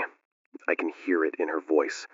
and all I can think is that I should be there. Your family is doing what families everywhere are doing right now, but you're also doing something they can't do from a basement. But what if this hour is the last hour to be with him? Then make this hour mean something. For him, for every kid whose parent is listening to you to decide how to hold on. Jenny, you should go home. What? Determined, shaking. Go home. Be with your sister. She's her mother's firstborn. She needs you. Your mom texted you. You told me she was scared. You don't need to sit in a studio while the world holds its breath. Go. No. Pleading. Jenny. Hard. Someone has to stay and help people. That's what we do. You don't get to send me away because you're scared for me. I'm scared for you because I care about you. Then let me care back by staying. I'm not leaving you alone on air in this. All right. Some staff have already left. They're not cowards. They're parents. They're sons and daughters. They're trying to find their people in the dark. Right now, it's just us and a skeleton crew keeping the generator alive. Our transmitter tech said fuel might hold another hour or two if nothing hits the tower. That's a big if. Then we talk like every minute counts. Okay. Reports of deaths are beginning to come in. Not huge numbers yet, fragments, hard to map. A woman in North Carolina saying a neighbor collapsed suddenly. A nursing home in Indiana reporting 3 patients found unresponsive. A family in Mexico City saying their oldest child spiked a fever and stopped breathing. We don't know the trigger. We don't know the pattern yet. And I hate those words, yet, because it sounds like we're waiting for proof of something we don't want. But we need to be honest. We don't know if these deaths are connected to the sequence or to the chaos. Boils turning septic, dehydration from unsafe water, injuries from hail, stress-induced events. We don't know. And we will not label every death as the next plague without evidence. That would be irresponsible. But we also won't pretend people aren't afraid for their children specifically. Right. Staring into dark. Government channels are silent. No new emergency broadcasts. No press conferences. We don't know if they've lost communication, lost control, or chosen silence. But it means the radio is one of the only lifelines left for a lot of people. So here's what we can offer if this is the last information you hear from us. Stay indoors. Stay together. Conserve light and power. Avoid contaminated water unless boiled or officially cleared. Keep children close and calm. Do not run outside chasing rumors. Check on neighbors if you can safely do it. Hold on to kindness like it's oxygen. And if your faith gives you comfort, use it. If your faith gives you fear, don't let it swallow your judgment. Either way, don't separate from your kids thinking distance will protect them. The only protection we know works in any crisis is not being alone. I'm going to say something I never thought I'd say on air. If you are the parent of a firstborn child and you feel the urge to do every possible thing, to pray, to mark a door, to hold them, to sing them to sleep, do it. Not because we know it changes the outcome, because doing nothing will break you faster than any plague could. Yeah. I want to be with my son. I do. But if being here helps one parent keep their child alive through the next hour, then I can't leave yet. Your wife knows that. She told me when she called. She said, tell him I'm proud and tell him Daniel is safe in my arms. Thank you. It's quiet. You are where you need to be. All right. It's 2:56 p.m. Eastern. The sky is still black. The pattern has held through 9 events.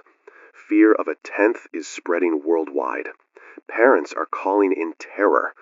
Faith communities are guiding people toward protection and mercy. Deaths are beginning but unclear. Government is silent. Communications are fractured. Our station is running on fumes. And we don't know if the next hour brings relief or something worse. If you're listening with your children right now, hold them. If you're listening alone, find a voice, a neighbor, a prayer, a memory, anything that keeps you human in the dark. We'll stay on as long as there is fuel and signal, but you don't need our voices to do the one thing that matters most: protect the people you love. Red Zone Radio continues into the next hour. Stay alive, stay kind. Red Zone Radio, 3:04 p.m. Eastern. If you're hearing this, our signal is still alive. Thin, shaking, but alive. The darkness hasn't lifted. The air is still wrong. We've been naming a pattern all day with fear in our teeth. 9 events in the order of Exodus. And for the last hour, the question wasn't if something comes next, but what. And now we're getting the first reports. These are not rumors from a single town. These are coming from multiple emergency rooms, multiple counties, multiple states. They're coming from other countries, too. The reports are simple and impossible. People dying suddenly.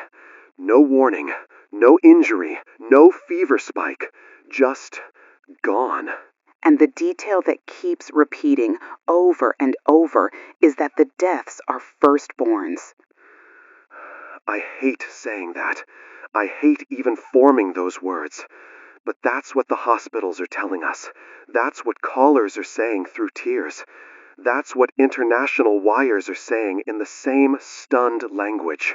And the detail that keeps repeating over and over is that the deaths are firstborns. I hate saying that. I hate even forming those words. But that's what the hospitals are telling us. That's what callers are saying through tears. That's what international wires are saying in the same stunned language. We have an ER physician on the line, female, so Michael will take her. Doctor, you're on Red Zone. Shattered, professional calm.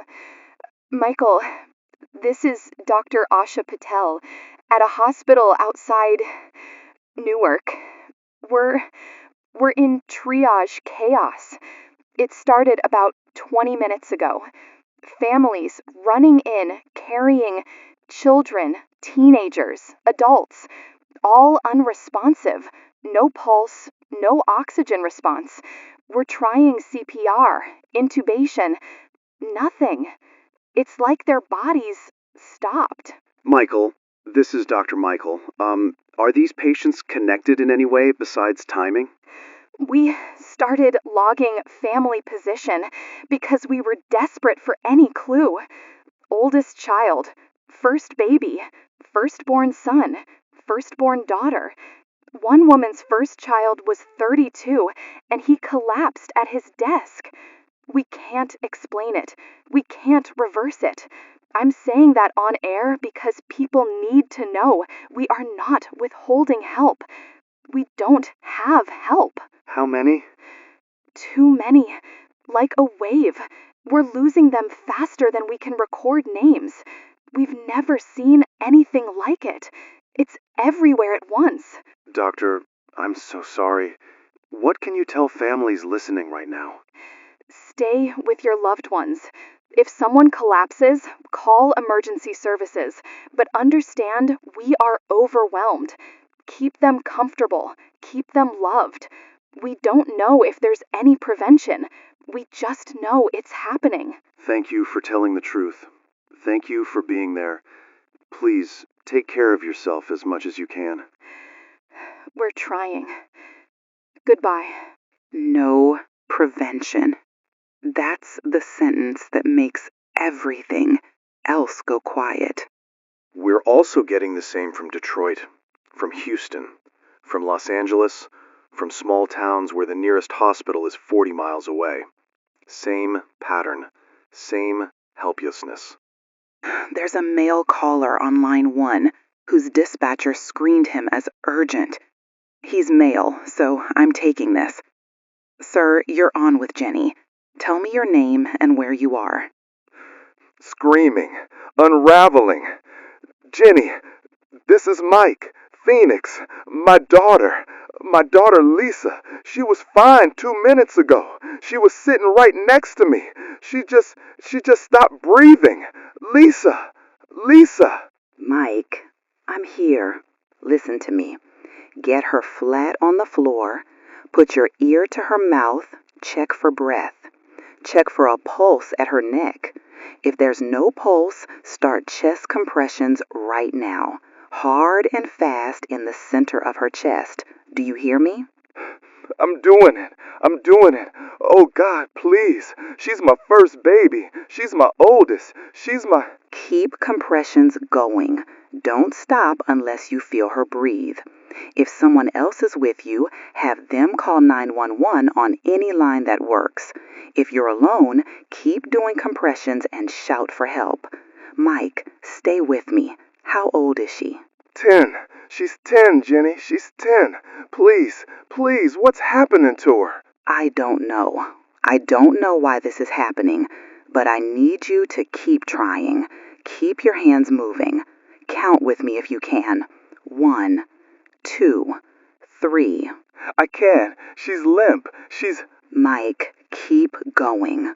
Please, keep going for another minute. Sometimes they come back. Sometimes... She's gone. She's... Lisa, baby, no. Oh, God. No. Somebody help me. Somebody. Mike, I'm so sorry. I'm so sorry. Stay with her. Hold her. You are not alone on this line. I'm here with you. I'm here. She was fine. She was just fine. I know. I'm so sorry. I can't. Mike, do you have anyone with you? A neighbor? Family in the house? My wife. She's in the other room with the twins. They're younger. Lisa was my first. Go to your wife when you can. Hold each other. Keep the younger kids close. If there are any working emergency lines, call them. But stay together. Please stay together. Okay. Okay. I'm so sorry, Mike. Goodbye.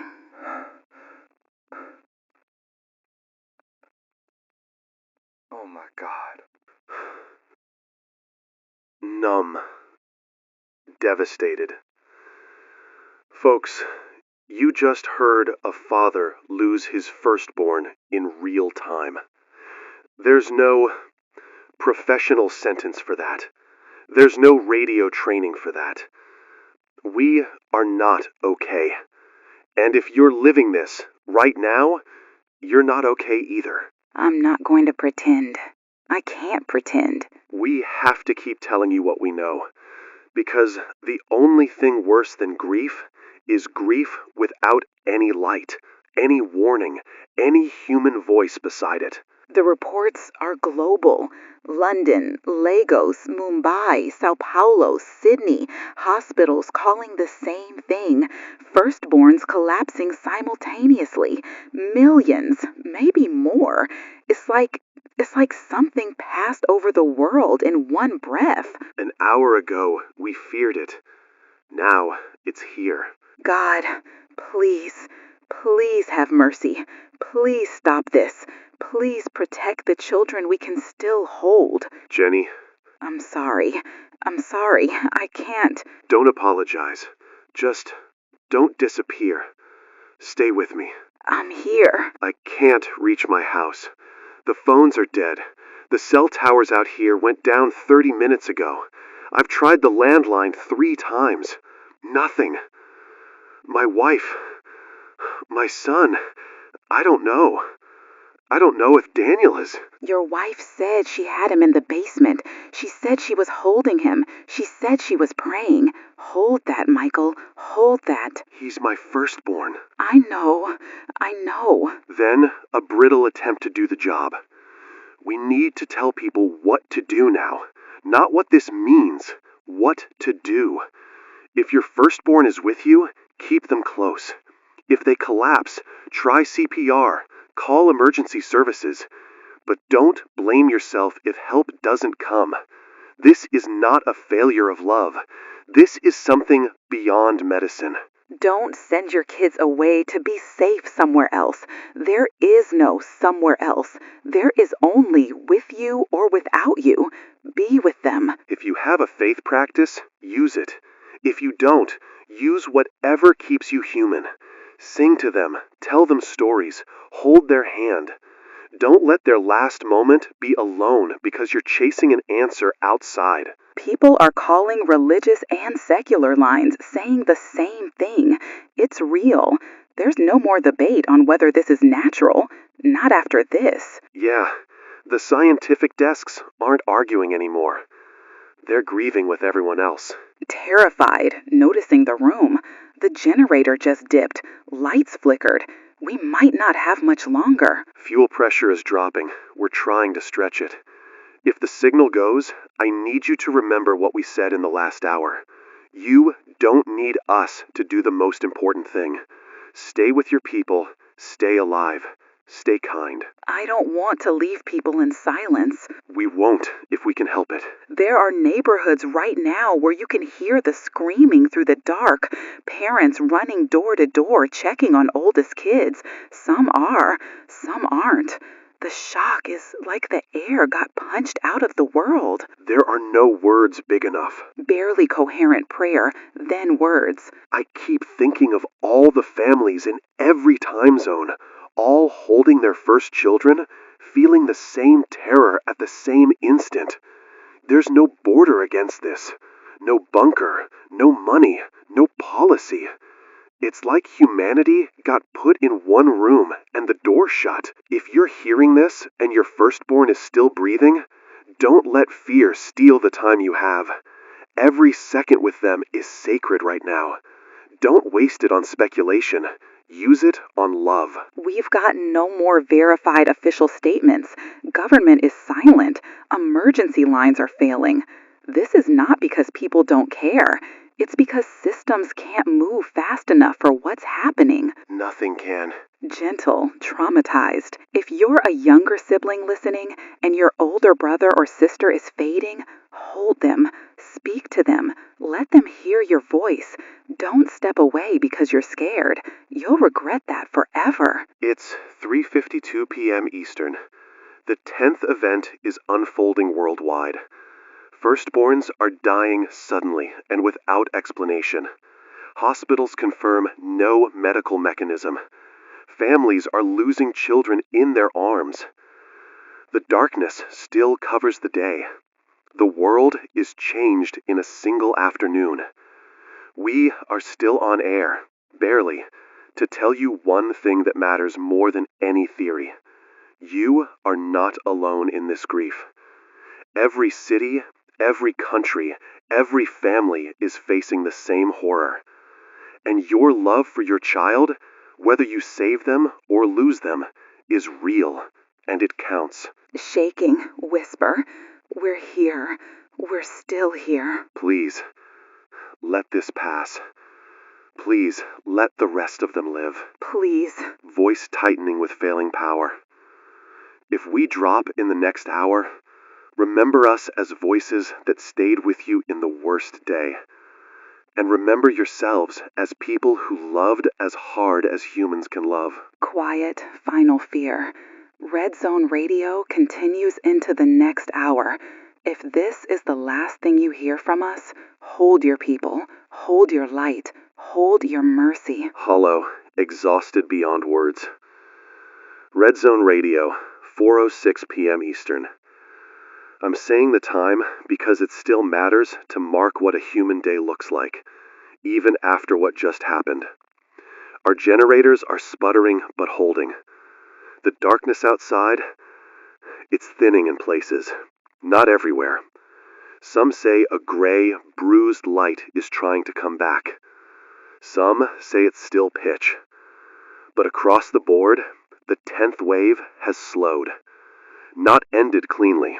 Nothing about today was clean, but slowed enough that emergency rooms are catching their breath between screams. Shocked, voice small. If your firstborn is alive beside you right now, if you're hearing your older child breathe, hold them. hold them. And if they're not, please know we're still here with you. We've got fragments of numbers coming in from international desks and remaining government channels. These are early estimates. They will change. But the scale is... I don't have a word. Hundreds of millions. That's the first number people are whispering. Hundreds of millions globally. Some places say more. Some say they can't count yet because half their lines are down. But every region we can still reach is naming the same kind of loss. Hollow, entire families cut in half by birth order. That sentence makes me feel sick. Somber. We're going to take a few survivor calls if we can. The lines are thin and crackling, but a few people are getting through. We'll do it gently. We'll do it with respect. Female caller on line 1. I'll take her. Ma'am, you're on Red Zone. Hi. Michael, my name is Anne. I'm in a suburb outside Boston. I don't even know why I called. I guess because the silence is louder than anything. Anne, you're safe to talk. Tell me what you're seeing. My street is silent. Half the houses, you can hear the parents. You can hear them screaming inside. Then they go quiet again. My neighbor's boy, he was 12, the oldest. He collapsed right after 3. Her husband carried him into the yard like maybe air would help. He just stopped. My own firstborn, my daughter, she was at college. I can't reach her. I don't know if she's alive. The phones are dead. And I'm sitting at my table staring at a candle like it's the last thing in the world. Anne, I'm so sorry. That's unbearable. I wish I could give you certainty. I can't. But I can tell you, you're not crazy for feeling like silence is crushing. After a wave like that, the world feels empty before it feels real again. Is it over? The worst of it seems to have slowed. We can't promise it's over because none of us understand it. But yes, the wave is not hitting as hard right this second. If you can, stay indoors for now. If you have a working radio or any community signal, keep listening for local guidance. And when lines come back, keep trying your daughter. Don't stop. Okay. Okay. Thank you for calling, Anne. I'm holding hope with you. Thank you. Goodbye. That's what the country sounds like right now. 1,000 Anns in 1,000 suburbs. 1,000 million. Try to pivot into the job. We're hearing that some government structures are trying to reassert order. National Guard deployments in several states, military units moving to protect hospitals, water distribution points, and food warehouses. Curfews being reinstated, not as punishment, but to keep people from getting hurt in the darkness and chaos.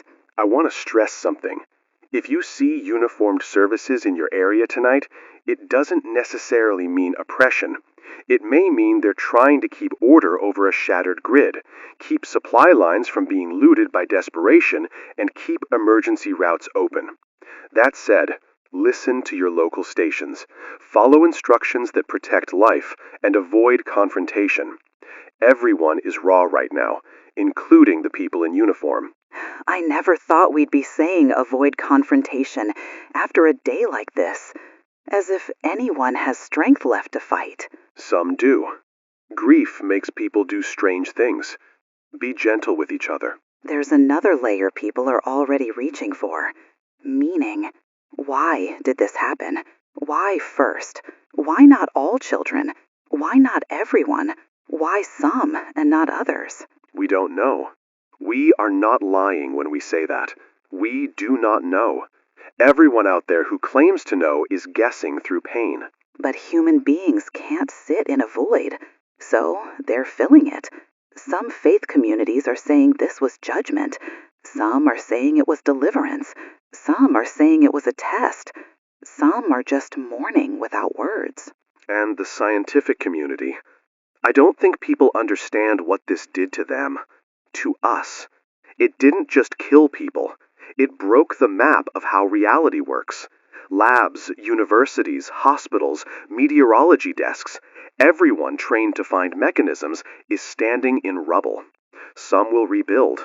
Some will drown in it. If you're a person who lived by science, or a person who lived by faith, or a person who lived by neither, today didn't pick a side. It cut across everybody. So don't let the aftermath become a war of explanations. Not yet. Not while the bodies are still warm. Jenny, I need to say something personal. I've been trying to get my family all hour. I finally got through, by a neighbor's ham radio relay. Short transmission, but I heard my wife's voice. Michael. Daniel's alive. He survived. Oh, thank God. Thank God, Michael. She said something I'd forgotten in the terror. She reminded me that Daniel was supposed to be a twin. We lost one early, before birth, medical history. So, technically, he wasn't considered the firstborn in the way this thing counted. I don't even know how to say that without shaking, but that's what happened. He survived. I'm so glad. I'm so glad. I should be there. But hearing he's alive, it gives me enough air to keep sitting here and talking to people who don't have that news yet. And I got a message through a neighbor, too. My sister's alive. Complicated birth order. She was born after a stillbirth. So, in the way the world seems to be counting today, she wasn't first either. She's shaken, but alive. Jenny. Crying. I don't know whether to feel grateful or guilty about that. I feel both. I feel like I'm standing on a cliff that took everyone else. That's survivor's guilt. It's real. It doesn't mean you did anything wrong. It means you loved people who didn't come through. Yeah. Practical leveling. Folks, if you're hearing us and your firstborn lived, your emotions may be a mess. Relief, terror, guilt, numbness, rage, all of it belongs. Don't let anyone tell you your feelings are incorrect. Just don't let your feelings turn into harm. And if your firstborn died, I don't have a sentence large enough. I don't. But I can tell you this. Your grief is shared by the world. You are not grieving in a corner. Humanity is grieving with you. We've got another survivor call on line 2, male, so Jenny will take him. Sir, you're on Red Zone. Jenny, I'm Luis. I'm in San Antonio. My oldest boy died in the dark. My younger kids are alive. They keep asking if their brother is coming back when the sun comes back. I don't know how to answer them. Louise, I'm so sorry. There's no perfect way to say something like that. But kids need truth wrapped in love. You can tell them, he died. We won't see him again here. We will carry him with us. And then you hold them while they cry, and you let yourself cry too.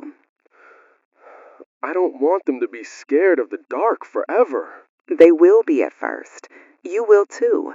But fear changes shape when it's met by someone steady. Be there steady. That doesn't mean you don't break. It means you break with them, not away from them. Okay. You're not alone, Louise. Thank you for calling. Please take care of those kids and yourself. Thank you. Goodbye. That's the work now, not explanation. Parenting through trauma, neighboring through trauma, living through trauma. Day 2 of this world starts now. We should say what we know about what comes next. Water is still unsafe in many places. Locust damage is catastrophic. Livestock losses mean food strains. Power grids are patchy. Some cities are regaining light as the darkness lifts. Others aren't. Hospitals are overwhelmed with both the sick and the grieving, and security is uneven. So, plan for scarcity. Not to hoard, to be thoughtful. Use what you have, share what you can. If you have working clean water, treat it like gold. If you have medication, ration it carefully, but don't deny it to someone in need. We will all need each other, because the system we leaned on is injured. And emotionally, don't make permanent decisions tonight. Don't fracture your family in the first hours after shock. Give yourselves time to be stunned. The meaning will come later, if it comes at all. There will be people who say today was a message. There will be people who say today was a mystery. There will be people who say today was a reset. All of them are reacting to a wound bigger than words.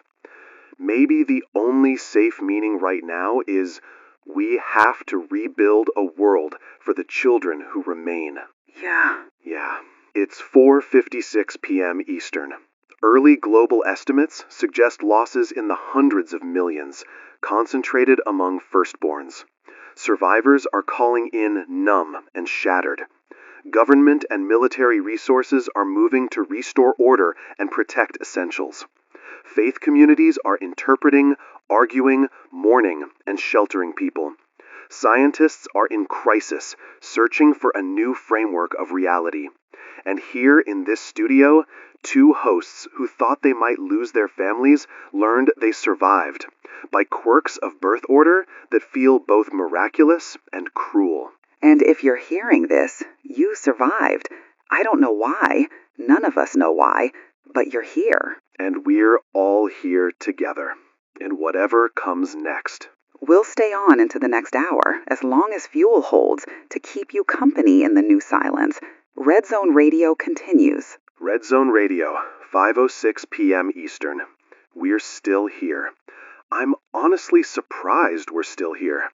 The generator is coughing, the fuel gauge is flirting with empty, and our tower crew is telling me we may have minutes, not hours.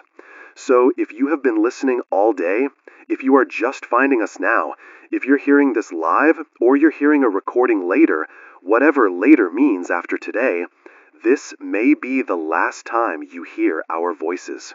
12 hours ago, we lived in a different world, a world where we thought we understood the rules. The weather had patterns, disease had causes, the sky stayed where it belonged, water was water, death had a shape we could recognize. We were wrong about so much, and we learned that in the cruelest possible way. But we also learned something else, that people can survive unimaginable truth and still reach for each other. We heard it in calls, we felt it in our own fear. We saw communities holding together in basements and sanctuaries and kitchens lit by a single candle. That's why we're doing this last hour as a record, not as entertainment, not even as news, because news implies a normal world you return to afterward. This is a message for whoever remains, whoever comes after, whoever someday asks what happened on that day when everything broke. We're leaving a human record. Okay, we're getting a few final calls. Lines are barely holding. If you're calling, I'm sorry if we can't pick up everyone. Female caller on line 1. I'll take her. Ma'am, you're on Red Zone. Quiet. Wrecked, but steady. Michael, my name is Nora. I'm in Nashville. I don't know if this is the last broadcast, but I needed to hear a voice that wasn't screaming. I lost my firstborn son today. His name was Eli. He was 17. And I want his name said somewhere that isn't just my kitchen. Nora, I'm so sorry. Eli, 17. I'm saying his name. We're saying his name with you. Thank you. I don't want people to forget what this cost. Even if they rebuild, I don't want his life to disappear into a number. It won't. Not while we're here to remember it. Eli mattered. Your love for him matters. Thank you for trusting us with his name. I'm gonna go sit with my daughters now. They're asleep on the couch.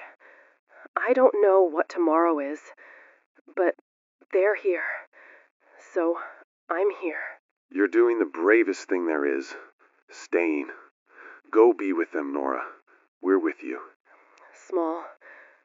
Goodbye. That's what this hour is. Names, lives, not statistics. Trembling but composed. We have a male caller on line 2. I'm taking him. Sir, you're on. Red Zone. Caller 18. Exhausted, thoughtful. Jenny, this is Reverend James Walker from Oakland. I'm calling because my congregation is split right down the middle. Half of them are saying today proves God is judging us. The other half are saying today proves the world is chaos and God is gone. And I don't think either side is listening to the pain underneath the argument. Soft, careful. Reverend, what are you telling them? Measured. I'm telling them grief makes us hungry for meaning, but meaning doesn't have to come in the shape of a weapon. If this was judgment, it was beyond our understanding. If it was nature, it was beyond our science. Either way, our job is mercy. I keep repeating that word until it's the only one left. Mercy. Yeah, quiet. I also want to say something to those who survived because of birth order quirks like you two did. Please don't let guilt drive you into silence. Survivors are the ones who carry the story forward. If you disappear into shame, the world loses its memory. Thank you. I needed to hear that. We all do. Take care of each other. Goodbye. Mercy as the only word left, that feels right. It does. It does. Michael, we're getting reports that some phenomena are stopping. Not everywhere, not instantly, but in clusters. Water that was red is running clearer in parts of the Midwest. Locust clouds thinning. The unnatural darkness lifting enough to see the horizon again in places that were blind an hour ago. We have to present that carefully. Stopping doesn't mean gone. But yes, we're seeing multiple independent confirmations that the wave is easing. It's like it arrived like a hammer, and now it's retreating like smoke. After everything, it's just fading. Which raises the most human question of all. Why begin? Why follow that order? Why end? We don't know. We may never know. Maybe the knowing isn't for us. There are going to be people who spend the rest of their lives arguing the cause. Religious scholars, scientists, politicians, survivors. Some will say this was a divine act. Some will say this was an unknown natural event. Some will say this was something we triggered. Some will refuse to speak of it at all. And some will just be trying to figure out how to feed their kids with half the farm stripped and half the families grieving. Yeah. If you're listening right now in the aftermath, this is what we can offer you from the inside of the day. Whatever your explanation becomes, don't let it erase your tenderness, because the world you rebuild is going to be made out of what's left in your hands. If your hands are closed in anger, the new world will be hard. If your hands are open in mercy, the new world might still be worth living in. I want to add something for the science-minded listeners. I was one. I am one. Today didn't destroy science. It destroyed our assumption that science had already mapped the full room we live in. What happened doesn't mean reason is useless. It means reality is bigger than our current reasoning. If you are a scientist hearing this later, don't quit. Expand. Ask new questions. The world needs you now more than ever. And for the faith-minded listeners, today didn't hand you an easy victory either. If this was God, then God is terrifyingly beyond us. If this wasn't God, then faith still means holding on to love without evidence. Either way, humility is the only honest posture left. I keep thinking about the people who didn't make it. The half-streets, the emptied houses, the firstborn names Nora asked us to say. There's no rebuilding that gives them back. We rebuild with their absence inside the walls. And we rebuild for the children who remain. Then Daniel is alive. My wife is alive. But I will carry the ghosts of today into every room I walk into. I think we all will. My sister is alive. My mom is alive. But parts of me stayed in the dark hour, listening to fathers lose their kids on air. I don't know if those parts ever come home. Maybe they don't. Maybe we learn to live with them, like scars.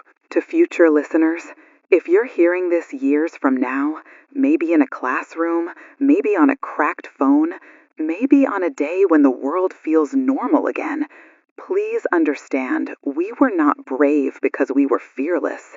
We were brave because we were terrified and still didn't turn away.